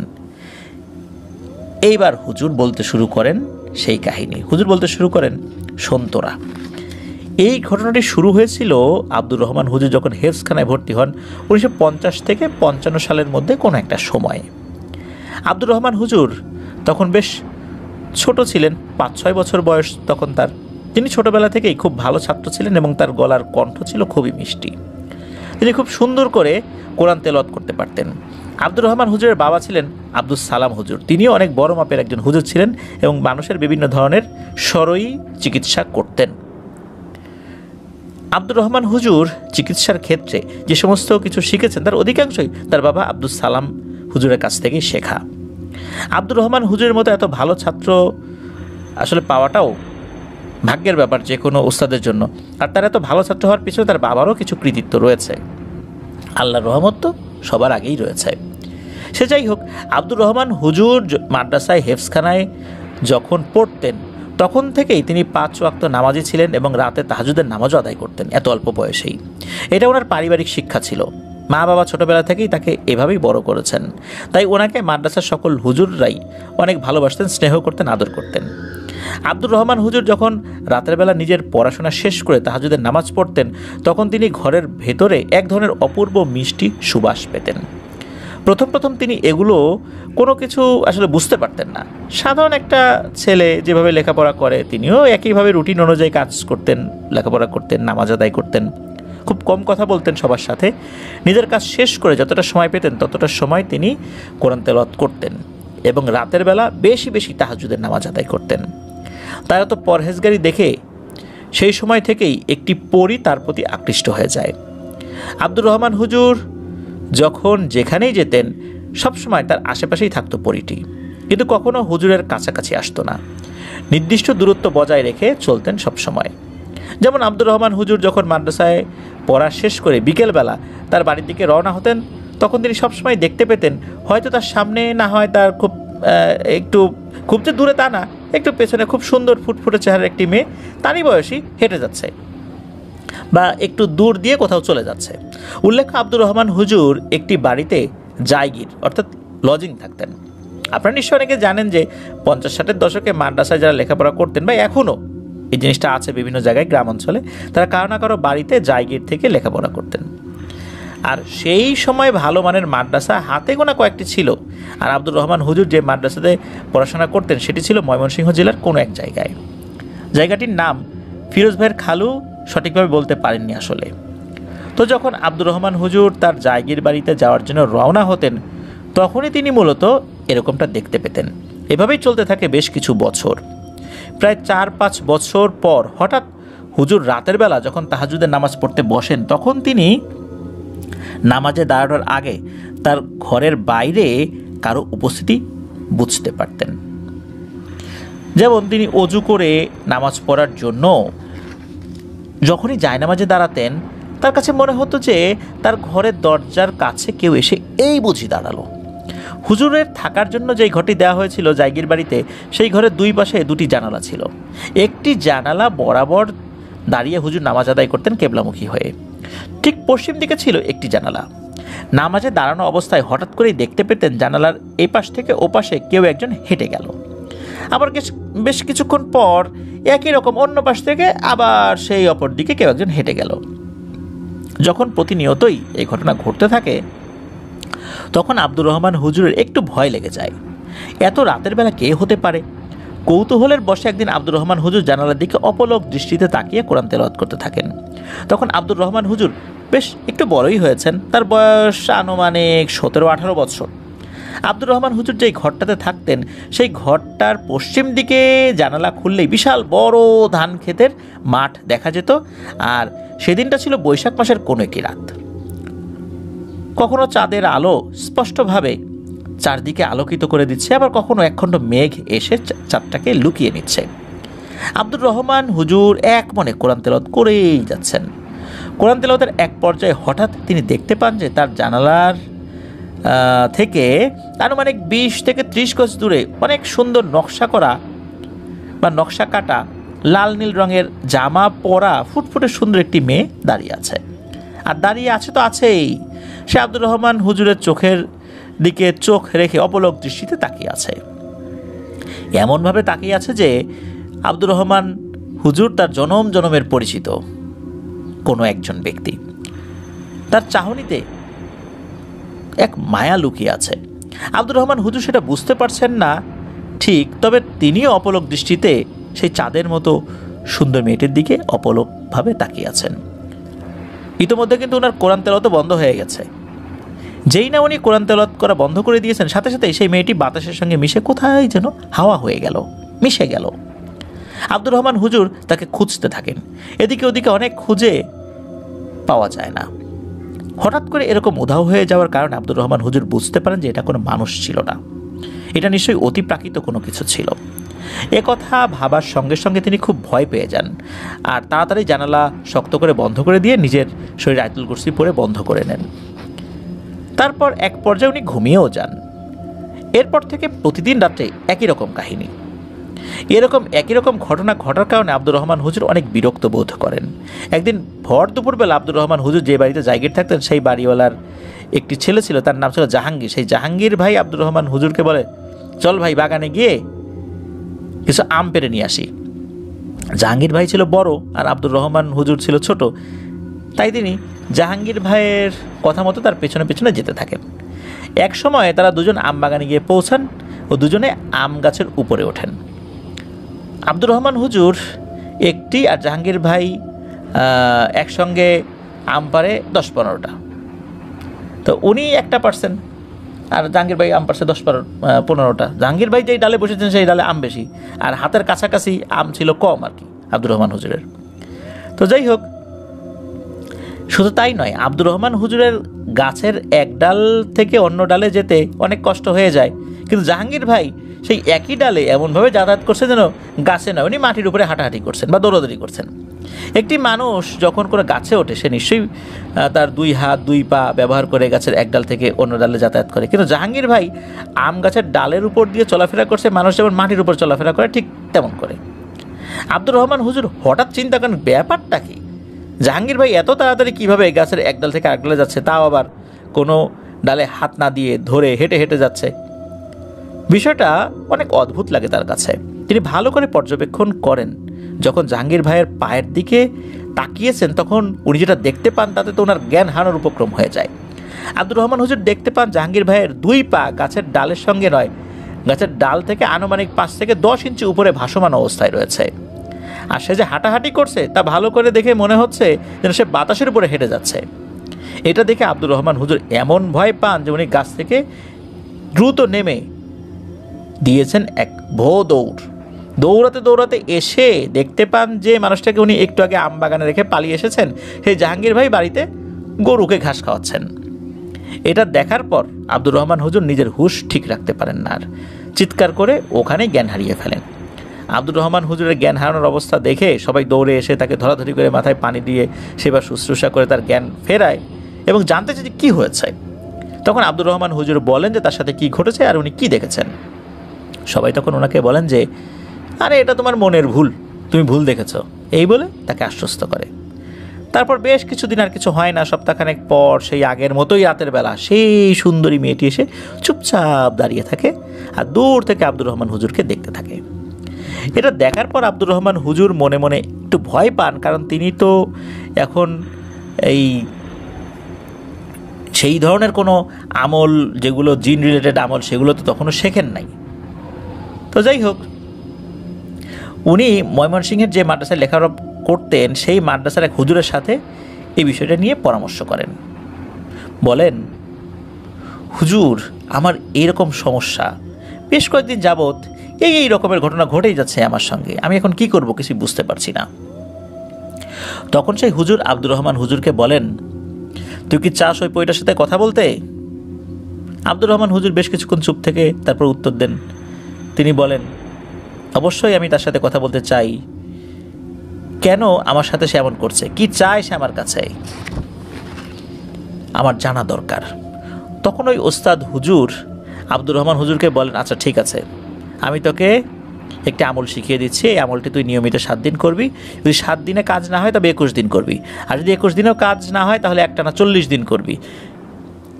41 দিনের মাথায় তুই নিশ্চয়ই সফল হবি ইনশাল্লাহ। আব্দুর রহমান হুজুর সেদিন রাত থেকে আমল শুরু করে দেন।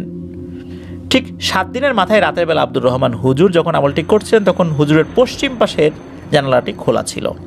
রাত তখন গভীর, চারদিকে ঝিঝি পোকার ডাক আর আকাশের জ্যোৎস্নার আলোর সাথে জানালা দিয়ে হালকা বাতাস ঘরের ভিতর প্রবেশ করছিল। হঠাৎ এক পর্যায়ে পইটি এসে আব্দুর রহমানের হুজুরের নাম ধরে মিষ্টি স্বরে ডাকতে থাকে, আব্দুর রহমান, আব্দুর রহমান, তুমি কেন আমায় এভাবে ডাকছো? আমি তো কোনো সময় তোমার কাছ থেকে দূরে যাই না, সবসময় তোমার পাশেই থাকার চেষ্টা করি।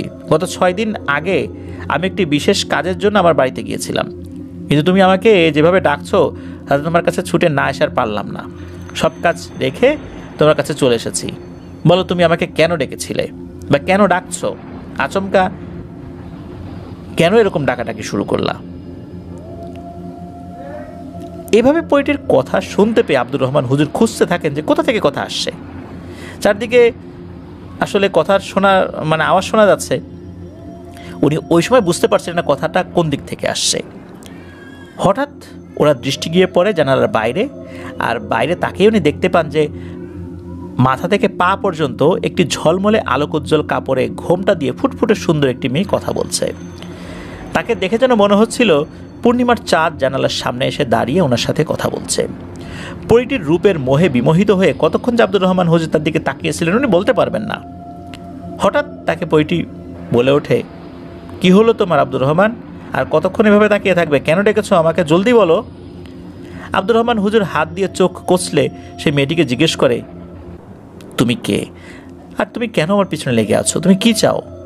মূলত এগুলো জানার জন্যই আমি এই বিশেষ আমলটি করছি, যেটা আমার হুজুর শিখিয়ে দিয়েছেন। তখন পরিটি বলে, আমার নাম সুলতানা। আমি কোনো মানুষ নই, আর আমার বাসস্থানও এখানে নয়। আমার বাসস্থান যেখানে, সেখানে কোনো মানুষ যেতে পারে না আর দেখতেও পারে না, এমন একটি জায়গায়। তখন আব্দুর রহমান হুজুর বলেন, তাহলে তুমি কি চাও? তোমার কিছুই তো এখানে নাই, তুমি কেন এখানে আসো? তখন সুলতান নামের ওই পরিটি বলে, আমি এখানে এসেছি শুধু তোমার জন্য, কারণ আমি তোমাকে সেই ছোটবেলা থেকে দেখে আসছি আর এখনও দেখেই যাচ্ছি। তোমার চালচলন, আচার ব্যবহার সব কিছু আমার কাছে অনেক ভালো লাগে। এরকম আরও কিছু কথা পইটি বলে এবং এক পর্যায়ে সে চলে যায়। এরপর থেকে নিয়মিতভাবে আব্দুর রহমান হুজুর এবং সুলতানা পরীর দেখা সাক্ষাৎ ও কথাবার্তা শুরু হয়। একে অন্যের সাথে কথা বলে, দেখা করে, বেশ ভালোই চলতে থাকে তাদের। এক পর্যায়ে আব্দুর রহমান হুজুরের ওই মাদ্রাসার হাফিজি পড়াশোনাও শেষ হয়ে যায়। এরপর মাওলানা হওয়ার জন্য নতুন পড়াশোনা করতে হবে অন্য কোনো মাদ্রাসাতে গিয়ে। তাই আব্দুর রহমান হুজুরের মা বাবা ওনাকে ভারতের দেওবন্দ মাদ্রাসাতে নিয়ে গিয়ে ভর্তি করিয়ে দেন। সেখানে উনি মাওলানার যেই লেখাপড়া সেগুলো শুরু করেন। সেখানে পড়াশোনা করা অবস্থায় সুলতানা পরীর সাথে ওনার বেশ কয়েক বছর কোনো যোগাযোগ হয়নি। হঠাৎ করে আব্দুর রহমান হুজুরের সাথে ঘটতে থাকে অদ্ভুত সব ঘটনা। বিনা কারণে শরীর অসুস্থ হয়ে যাওয়া, হঠাৎ জ্ঞান হারিয়ে ফেলা, ভালো জামা কাপড় ঘরের ভিতরে রেখে দিলে সেগুলো কেটে টুকরো টুকরো হয়ে ফেলা বা হয়ে যাওয়া, কে কাটতো দেখা যেত না। তারপরে কোনো খাওয়ার জিনিস ঘরে রাখলে সেগুলো নষ্ট হয়ে যাওয়া, প্রচণ্ড আকারে মাথা ব্যথা হওয়া, তারপর বমি হওয়া। প্রথমে কয়েকদিন মনে করেন এটা শারীরিক কোনো সমস্যা, এই কারণে মাথা ঘোরায়, কিন্তু না, সব কিছু তো ঠিকঠাক আছে। ঘরের জিনিসপত্র কেন নষ্ট হয়? আমার না হয় শারীরিক সমস্যা, ঘরের জিনিসপত্র নষ্ট হয় কেন? এরকমভাবে বেশ কিছুদিন চলার পর তিনি যে মাদ্রাসায় পড়াশোনা করতেন সেই মাদ্রাসার বড় হুজুরের সাথে এই ব্যাপারে বিস্তারিত আলাপ আলোচনা করেন। ভারতের দেওবন্দ মাদ্রাসার সেই বড় হুজুর তখন আব্দুর রহমান হুজুরকে বলেন যে, তুমি আমার সাথে 2 দিন পরে দেখা করো, আমি আল্লাহর ইচ্ছায় সব কিছু জেনে তারপর জানাচ্ছি। কি করা যায় দেখি। এর ঠিক দুদিন পরে আব্দুর রহমান হুজুর দেওবন্দ মাদ্রাসার প্রধান হুজুর বা বড় হুজুরের কাছে যান, আর গিয়ে তিনি অবাক করা কিছু তথ্য শুনতে পান। সেটি হলো, আব্দুর রহমান হুজুর হাফিজি পড়াশোনা শেষ করে বাংলাদেশ থেকে যখন ভারতের দেওবন্দ মাদ্রাসায় ভর্তি হন, সেই সময় থেকে সুলতানাপুরী তাকে বাংলাদেশের ওই জায়গায় খুঁজে পাচ্ছিল না। তাই সে রেগে মেগে আব্দুর রহমান হুজুরকে ক্ষতি করার জন্য ভারতে এসে এই অত্যাচার শুরু করেছে। আর সে এই অত্যাচার করতেই থাকবে যতক্ষণ পর্যন্ত আব্দুর রহমান হুজুর জীবিত থাকবেন, ততক্ষণ পর্যন্ত। তখন আব্দুর রহমান হুজুর বলেন, তাহলে এর প্রতিকার কি হতে পারে? ও আমাকে কেন কষ্ট দিচ্ছে বিনা কারণে? আমি তোর কোনো ক্ষতি করিনি, আমি এর প্রতিশোধ নেবই। ওই সুলতানাপুরী আমাকে কি ছাড়বে না, বরং আমি ওকে ছাড়বো না। ও আমার ক্ষতি করার জন্য আসছে, দেখি ও কি করতে পারে। এবার আমি ওর পিছনে লাগলাম। ও আমার পিছনে লেগেছিল বহুদিন, এবার আমি ওর পিছনে লাগলাম। সারা জীবন ওকে আমার গোলাম বানিয়ে রাখবো। তখন সেই বড় হুজুর আব্দুর রহমান হুজুরকে বলে, তুমি একটি কাজ করতে পারো, সারা জীবনের জন্য ওকে তুমি বোতলে বন্দি করে রেখে দিতে পারো। কিন্তু আব্দুর রহমান হুজুর সেটা করতে রাজি হন না। তিনি বলেন, সে যদিও জিনের সন্তান, কিন্তু তার স্বাধীনভাবে বেঁচে থাকার তো অধিকার রয়েছে। কোনো মানুষের অধিকার নাই অন্যের স্বাধীনতাকে নষ্ট করে দেওয়ার। আমি তাকে স্বাধীনভাবে বেঁচে থাকতে দেব, তবে সেটা আমার স্ত্রী হিসাবে। আমি ওকে বিয়ে করে সারা জীবন আমার সাথে রেখে দিব। বড় হুজুর বলেন, আব্দুর রহমান, এটাকে কি ঠিক হবে? আব্দুর রহমান হুজুর বলেন, ঠিক হবে কি না হুজুর, এটা তো বড় বিষয় না। তবে ও যেভাবে আমার ক্ষতি করছে, তাতে করে আমি তো বাঁচতে পারবো না। এর থেকে এটাই কি ভালো না? হুজুর কিছুক্ষণ চুপ করে থাকেন, পরে দেখলেন যে আসলেই আব্দুর রহমান অনেক বিচক্ষণ। আব্দুর রহমানের জায়গায় অন্য কেউ হলে ওই পরীটার বড় ধরনের ক্ষতি করে ফেলতো, অথবা বন্দি করে ফেলতো, বা বিভিন্ন ধরনের অনাকাঙ্ক্ষিত ঘটনা ঘটতে পারত। হুজুর আব্দুর রহমানের এই পরিকল্পনার কথা শুনে উনিও সম্মতি দেন। বলেন, ঠিক আছে, তুমি যে তাই করতে চাও, তাহলে আমি তোমাকে একটি আমল শিখিয়ে দিচ্ছি। এই আমলটি তুমি টানা 17 দিন করবে। 17 দিনের মাথায় যখন সুলতানাপুরী তোমার সামনে মানুষ রূপে হাজির হবে, সাথে সাথে তুমি তার মাথার উপরে পরে থাকা এই ঘোমটার মতো যে কাপড়টা, এটা টান দিয়ে খুলে আগুন দিয়ে জ্বালিয়ে দেবে। এতে করে সুলতানাপুরী আর কখনোই পরীর রূপে ফেরত যেতে পারবে না। ও সবসময় মানুষের রূপ নিয়েই থাকবে, আর সেটাই স্থায়ী হয়ে যাবে। ও একদম মানুষের মতোই হয়ে যাবে, মানুষের মতোই সে মানুষের সামনে যেতে পারবে। ও আর কখনোই রূপ পরিবর্তন করতে পারবে না। পরী থেকে সে মানুষে রূপ লাভ করবে। আব্দুর রহমান হুজুর বলেন, ঠিক আছে, আমি এটাই করব। তারপর ওকে আমি বিয়ে করব। আব্দুর রহমান হুজুর বাড়িতে গিয়ে এক ধ্যানে সেই আমলটি করা শুরু করে দেন। আব্দুর রহমান হুজুর ভারতের দেওবন্দ গিয়ে কিন্তু জমি কিনে বাড়ি করেছিলেন। ওনারা সপরিবারে সেখানেই থাকতেন। আমল শুরু করার আগে আব্দুর রহমান হুজুর ওনার মাকে বলেন, আমাকে তোমরা কেউ বিরক্ত করবে না, আমি একটি আমল করতে বসবো। আমার আমলে যেন কোনো ব্যাঘাত না ঘটে। আব্দুর রহমান হুজুর ছিলেন পরিবারের বড় সন্তান, আর বড় সন্তানের প্রতি মায়ের ভালোবাসা একটু বেশি থাকে, তাই মাও তাকে বিরক্ত করে না। এইভাবে টানা 17 দিন আমলটি করেন। 17 দিনের শেষ রাত্রিবেলা সুলতানাপুরী এসে আব্দুর রহমান হুজুরের সামনে হাজির হয়, সেই আগের মতো ঝলঝলে আলোকোজ্জ্বল কাপড়ের ঘোমটা দিয়ে। যেই না সুলতানাপুরী এসেছে, তখনই আব্দুর রহমান হুজুর খপ করে তার মাথার উপর থেকে কাপড়টি টেনে নিয়ে নিজের কাছে লুকিয়ে ফেলে, আর নানান রকমের খোশ গল্প শুরু করে দেয়, যেন তার সঙ্গে কিছুই ঘটেনি। আব্দুর রহমান হুজুর সুলতানাপুরীকে সামনে পেয়ে খুশিতে আত্মহারা হয়ে গেছেন, এমনটাই অভিনয় করছিলেন। উনি কৌশলে কাপড়টা লুকিয়ে রেখে সুলতানাপুরীর সাথে অনেক রকমের গল্প করে পুরো রাতটা পার করে দেন। এরপর যখনই ফজরের ওয়াক্ত হয়ে যায়, তখনই সুলতানাপুরী ছটফট করতে থাকে নিজের আসল রূপে ফিরে আসার জন্য এবং চলে যাওয়ার জন্য। কিন্তু আব্দুর রহমান হুজুর তার সেই কাপড়টি লুকিয়ে ফেলার কারণে তার অলৌকিক শক্তি হারিয়ে ফেলে এবং রূপ পরিবর্তন করতে পারে না। তখন আব্দুর রহমান হুজুরের কাছে সুলতানাপুরী কাকুতি মিনতি করতে থাকে আর বলতে থাকে, আমার কাপড়টি তুমি ফিরিয়ে দাও, আমি আমার নিজের রূপে ফেরত যেতে চাই। তুমি যখন ডাকবে আবার আমি আসব। কিন্তু আব্দুর রহমান হুজুর তো নাছোড়বান্দা। উনি বলেন যে, আমি তোমাকে আর কখনোই যেতে দেব না। আজ এই মুহূর্ত থেকে তুমি আমার সঙ্গেই থাকবে, আর সারা জীবনের জন্য এই রূপেই বসবাস করবে। আমি তোমাকে বিয়ে করব এবং একসঙ্গে সারা জীবন কাটিয়ে দেব। কিন্তু সুলতানাপুরী তাতে মানতে রাজি না। সে অনেক কান্নাকাটি করে তার কাপড়টি ফেরত পাওয়ার জন্য। আব্দুর রহমান হুজুর তাকে সেই কাপড়টা ফিরিয়ে দেন না। কাপড়টি উনি এমন একটি জায়গায় সংরক্ষণ করে রাখেন যে জায়গাটি সম্পর্কে শুধু আব্দুর রহমান হুজুরই জানতেন। এরপর সুলতানা পরীকে বিয়ে করে সংসার শুরু করে দেন আব্দুর রহমান। তাদের সংসার আলো করে একসময় একটি পুত্র সন্তান জন্ম নেয়। আর হুজুরও তার নিজের পড়াশোনা শেষ করে ব্যস্ত হয়ে পড়েন। তিনি মাওলানা শেষ করে ভারতের দেওবন্দ থেকে স্ত্রী সন্তান ও মা বাবাকে নিয়ে বাংলাদেশের টাঙ্গাইল জেলার জামুরকি ইউনিয়নের পাকুল্লাতে তার নিজেদের আগের যে বাড়ি সেখানে ফেরত আসেন। এখানে এসে বেশ কিছুদিন সব ঠিকঠাকই চলছিল। তাদের বাচ্চাটির বয়স তখন 1.5 বছরের মতো। হঠাৎ ঘটে যায় একটি দুর্ঘটনা। আব্দুর রহমান হুজুর কোনো এক কাজে বাড়ি থেকে বাইরে গিয়েছিলেন সেই দিন। তার স্ত্রীর কাছে বলেন যে আমার আসতে হয়তো বা দেরি হতে পারে, তুমি বাড়িঘর ঠিকঠাক মতো পরিষ্কার পরিচ্ছন্ন করে রেখো, বাড়িতে মেহমান আসবে। এই বলে আব্দুর রহমান হুজুর চলে যান। স্বামীর কথা মতো সুলতানা পরী ঘর পরিষ্কার করার কাজে লেগে যান। আর তার বাচ্চাটিকে তার শাশুড়ির কাছে দিয়ে বলেন, মা আপনি ওকে একটু রাখেন, আমি ঘর পরিষ্কার করব। আপনার ছেলে পরিষ্কার করতে বলছে, মেহমান আসবে নাকি। ঘরগুলো পরিষ্কার করে এক পর্যায়ে হঠাৎ করে সুলতানা পরী তাদের ঘরে যেখানে অব্যবহৃত মালপত্র রাখা ছিল সেখানে সুন্দর কাঠের একটি বক্স দেখতে পান। কৌতূহলবশত কাঠের বক্সটি খুলে সুলতানা পরী চমকে যান। অস্ফুট স্বরে সে বলে ওঠে, এ কি? এ তো দেখছি আমার সেই কাপড়। সুলতানা পরী কাপড়টি নিয়ে শরীরে পরিধান করার সাথে সাথেই তার অলৌকিক ক্ষমতা ফেরত আসে। আর তার ক্ষমতা ফিরে আসা মাত্রই সে চলে যায় সব কিছু ফেলে। এদিকে তার দুধের বাচ্চা কান্নাকাটি করছে, আর তার শাশুড়ি বৌমাকে খুঁজে বেড়াচ্ছে, কিন্তু কোথাও খুঁজে পাচ্ছে না। দিন গড়িয়ে সন্ধ্যা নামে, তবু সুলতানাকে আর খুঁজে পাওয়া যায় না। রাত যখন গভীর তখন আব্দুর রহমান হুজুর বাড়িতে ফেরত আসেন। আব্দুর রহমান হুজুর তার মায়ের কাছে জিজ্ঞেস করেন, কী হয়েছে মা? তখন আব্দুর রহমান হুজুরের মা বলেন, সেই সকাল থেকে তোর বউ যে কোথায় গিয়েছে খুঁজে পাচ্ছি না।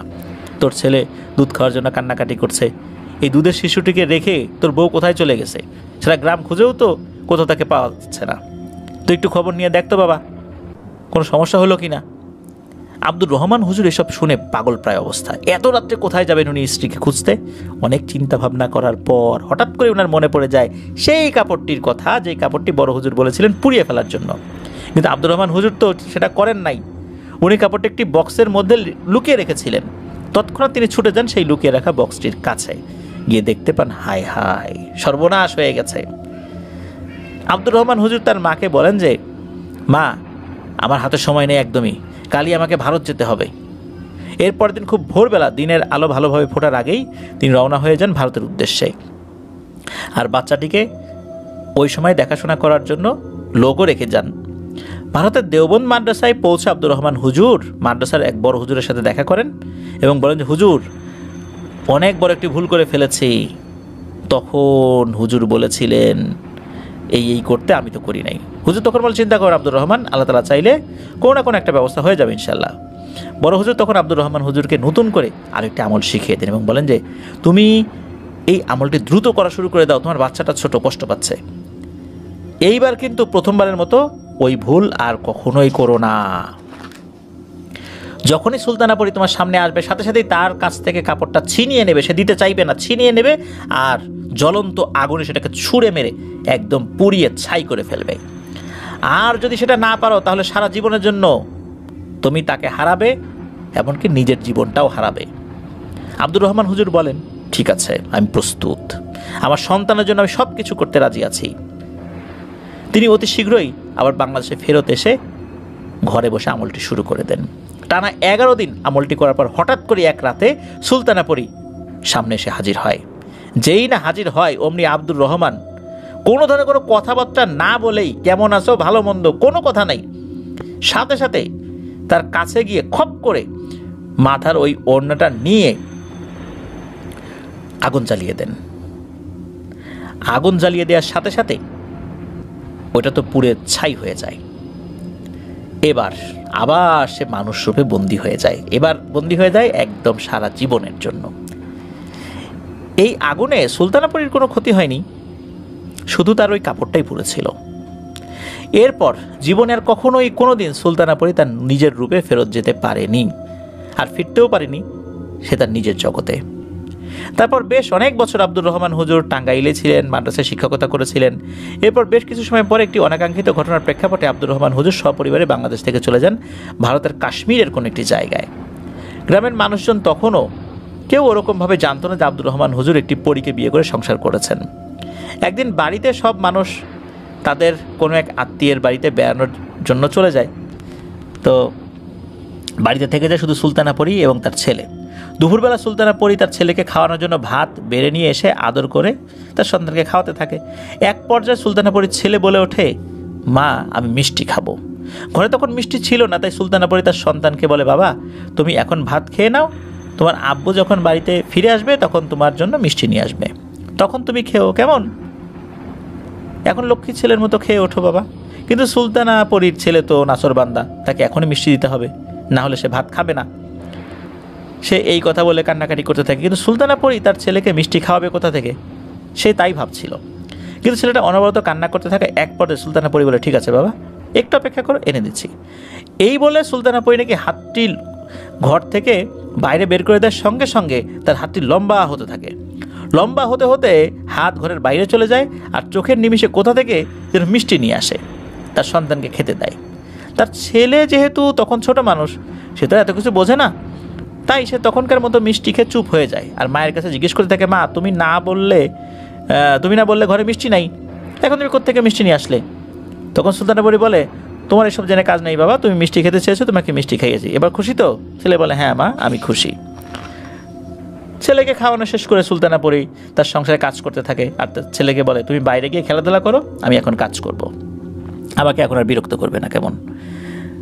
ছোট বাচ্চা তখন মায়ের কথা মতো খেলাধুলা করার জন্য পাশের বাড়ির অন্য ছেলে মেয়েদের কাছে যায়। আর খেলার মাঝে এক পর্যায়ে তার বন্ধুদেরকে বলতে থাকে যে, জানিস আমার মা আমাকে মিষ্টি খেয়েছে, অনেক মজার মিষ্টি, আর সেই মিষ্টিগুলো মা যে কোত্থেকে হাতটা লম্বা করে নিয়ে আসে তা আমি ঠিক বলতে পারি না। ওই বাচ্চাগুলোর মধ্যে একটি বাচ্চা ছিল, সে খুবই দুষ্ট এবং চালাক প্রকৃতির। সে সুলতানা পরীর হাত লম্বা করে মিষ্টি এনে দেওয়ার ঘটনা শুনে এই কথা গ্রামের অন্যান্য সকল বাচ্চাদের কাছে বলে দেয়। আর অল্প সময়ের মধ্যেই এক কান দু কান হতে হতে সারা এলাকায় এটা তোলপাড় শুরু হয়ে যায়।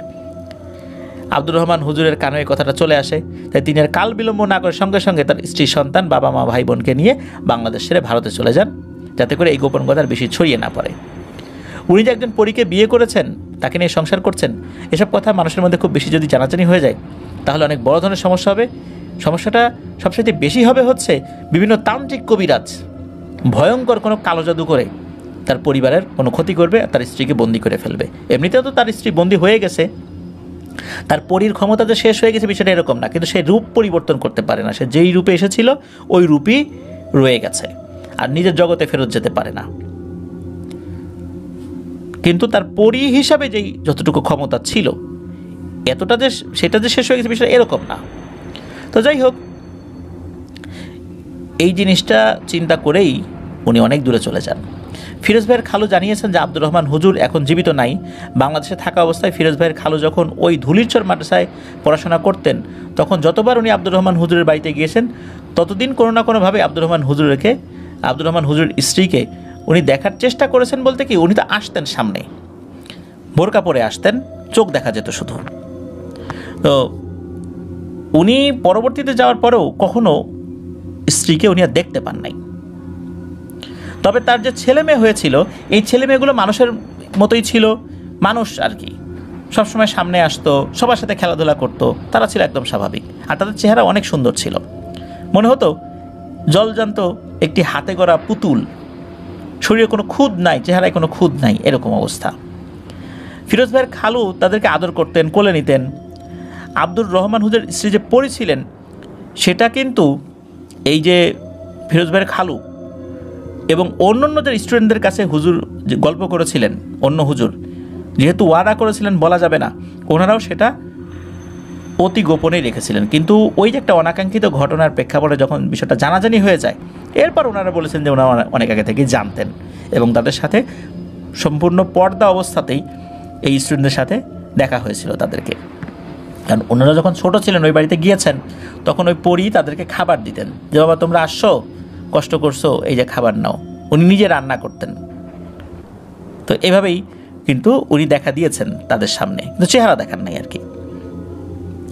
আর আব্দুর রহমানের যিনি মা, উনিও নাকি পরী ছিলেন বলে শোনা যায়, তবে এটা সত্য কি মিথ্যা এটা নিশ্চিতভাবে বলা যায় না।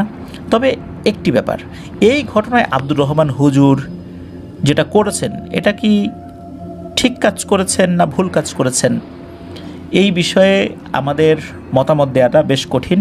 প্রিয় লিসেনার্স, আপনাদের কাছে কি মনে হয় আব্দুর রহমান হুজুর যে কাজটি করেছেন এটা কি আসলে ঠিক হয়েছে না ভুল হয়েছে? আপনাদের কাছে কি মনে হয় তা জানিয়ে কিন্তু এই ভিডিওর কমেন্ট সেকশনে কমেন্ট করতে পারেন। এছাড়া আমাদের ফেসবুক পেজ এবং গ্রুপ তো রয়েছে এই আফনান দ্য হরর ওয়ার্ল্ড নামে, সেটাতেও আপনারা মতামত জানাতে পারেন। আপনারা যারা ঘটনা পাঠাতে চান তারা লিখে অথবা রেকর্ড করে যে কোনোভাবেই ঘটনা পাঠাতে পারবেন ইমেল অ্যাড্রেসের মাধ্যমে। আর আমাদের ইমেল অ্যাড্রেসটা হচ্ছে afnandahorrorworldbd@gmail.com। ইমেল অ্যাড্রেসের স্পেলিংটা আমরা আমাদের ভিডিওর ডিসক্রিপশনে দিয়ে রেখেছি, সেখানে গিয়ে স্পেলিংটা চেক করে নিতে পারবেন। প্রিয় লিসেনার্স, চলে যাব আমাদের এবারের এপিসোডের পরবর্তী আরও একটি নতুন ঘটনায়। প্রিয় লিসেনার্স, এই ঘটনাটি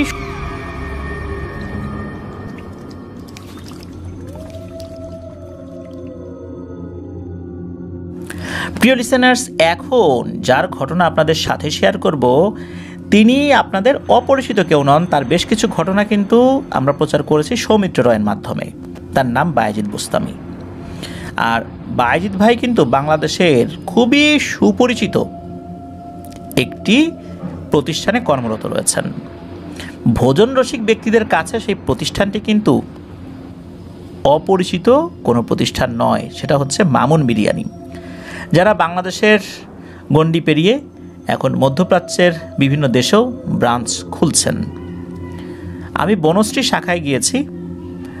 বনশ্রী শাখার যিনি দায়িত্বশীল হাবিব ভাই, ওনার আমন্ত্রণেই আমরা টিম নিয়ে সেখানে গিয়েছিলাম। সেখানে বায়েজিদ ভাইও এসেছিলেন। আর বায়েজিদ ভাই বর্তমানে মামুন বিরিয়ানির গোরান ব্রাঞ্চে কর্মরত রয়েছেন। মামুন বিরিয়ানির একটি আইটেম আমার কাছে দুর্দান্ত লাগে, সেটি হচ্ছে ওনাদের সরিষার তেলের যে তেহারিটা, এটা অসাধারণ রকমের স্বাদ। আপনারা চাইলে এটা টেস্ট করে দেখতে পারেন। তো চলুন আমরা বায়েজিদ ভাইয়ের ঘটনায় চলে যাই। বায়েজিদ ভাইয়ের গ্রামের বাড়ি যশোর জেলার সদর উপজেলার বসুন্দিয়া ইউনিয়নের জঙ্গলবাধাল গ্রামে। এই ঘটনাটি মূলত বায়েজিদ ভাইয়ের আব্বুর সাথে বিভিন্ন সময় ঘটে যাওয়া অন্যরকম কিছু ভৌতিক ঘটনার সংকলন। বায়েজিদ ভাইয়ের আব্বুর সাথে প্রথম উল্লেখযোগ্য ঘটনাটি ঘটে 1990 সালের আশেপাশে। উনি তখন অবিবাহিত ছিলেন। এই যে জঙ্গলবাধাল গ্রাম, এর চারদিকে কিন্তু নদী। বায়েজিদ ভাইয়ের নানা তখন মূলত ফলের ব্যবসা করতেন। আর এই ব্যবসার যেই কাজ বা এই ব্যবসার যেই বেচা কেনা, এগুলোর কাজে মাঝে মধ্যে কিন্তু ওনার বেশ রাত হয়ে যেত। ওনাদের লিচু বাগান ছিল, সেখান থেকে লিচু ওনারা খুলনার আড়তে পাঠাতেন। এই কাজে বায়েজিদ ভাইয়ের আব্বু বায়েজিদ ভাইয়ের দাদাকে সহযোগিতা করতেন। তো পরিবারে ছেলেদের মধ্যে বায়েজিদ ভাইয়ের আব্বুই ছিল সবার বড়। বায়েজিদ ভাইয়ের দাদা বাগানের লিচু খুলনার আড়তে নিয়ে যেতেন রাতের বেলা, আর বায়েজিদ ভাইয়ের আব্বু বেশিরভাগ সময়ই ওনাকে এলাকার রাস্তাটুকু এগিয়ে দিয়ে আসতেন। এরকমই একদিন রাত 11-12টা বায়েজিদ ভাইয়ের আব্বু বায়েজিদ ভাইয়ের দাদাকে এগিয়ে দিয়ে বাড়িতে ফিরছেন। তো উনি যে রাস্তা দিয়ে ফিরছিলেন সেখানে একটি জায়গা ছিল যার নাম হচ্ছে চারের মাথা। জায়গাটার এরকম নামকরণ হওয়ার পেছনে মূলত ওইখানে রাস্তাটার যেই বাঁশের চার ছিল সেটি পার হয়ে যেতে হতো। চার হচ্ছে সাঁকোর মতো একটি জিনিস যেটা বাঁশ দিয়ে তৈরি করা হতো পথচারী পারাপারের জন্য। বায়েজিদ ভাইয়ের আব্বু চারের উপর উঠে কিছুটা এগিয়েছেন, এমন সময় উনি লক্ষ্য করেন যে ওনার অপর প্রান্ত থেকে চারের উপর দিয়ে একটি অবয়ব দূর থেকে হেঁটে আসছে। অর্থাৎ উনি নদীর এপার থেকে গ্রামের দিকে যাচ্ছিলেন আর অবয়বটি গ্রামের দিক থেকে এ পাশের দিকে আসছিলেন। সেদিন ছিল জ্যোৎস্না রাত, যাদের আলোয় আলোকিত ছিল চারপাশটা। অবয়বটা আরও কিছুটা কাছে এগিয়ে আসার পর বায়েজিদ ভাইয়ের আব্বু দেখতে পান যে অবয়বটিকে বোরখা পরিহিত একজন মহিলার মতো লাগছে। উনি যেহেতু গ্রামের মানুষ তাই অনেক কিছু জানতেন। এত রাত্রে বোরখা পরিহিত সেই মহিলা অবয়বটিকে এগিয়ে আসতে দেখে উনি কিছুটা ভয় পেয়ে যান। আর চারের উপর দিয়ে একজন পার হওয়ার সময় উল্টো পাশ থেকে আরেকজন আসলে কিছুটা সমস্যা হতেই পারে, চারটা একটু নড়াচড়া করতে পারে। যেহেতু এটি ছিল মাত্র দুটি বাঁশ দিয়ে নির্মিত, একটি বাঁশ নিচে হাঁটার জন্য আর একটি বাঁশ পাশে হাত দিয়ে ধরে হাঁটার সময় ভারসাম্য বজায় রাখার জন্য, যেটাকে আমরা সাঁকো বলি আর কি, অনেকে চার বলে। তো বায়েজিদ ভাইয়ের আব্বু তখন যে পাশটাতে, সেই পাশটা ছিল বেশি নির্জন, বেশ বিস্তীর্ণ জায়গা জুড়ে ছিল একটি বিশাল বাগান, যেটিকে নাকি হাফেজ বলা হতো। এমন অবস্থায় উনি ওই মহিলাটাকে এগিয়ে আসতে দেখে দাঁড়িয়ে যান। অদ্ভুত বিষয় হলো উনি দাঁড়িয়ে যাওয়ার সাথে সাথে সেই বোরকা পরিহিতা মহিলাটাও দাঁড়িয়ে পড়ে। বায়েজিদ ভাইয়ের আব্বু সাহস সঞ্চয় করে মহিলা অবয়বটিকে পরিচয় জানার জন্য আসলে হাঁকডাক করতে থাকেন যে আপনি কে, কোথা থেকে আসছেন।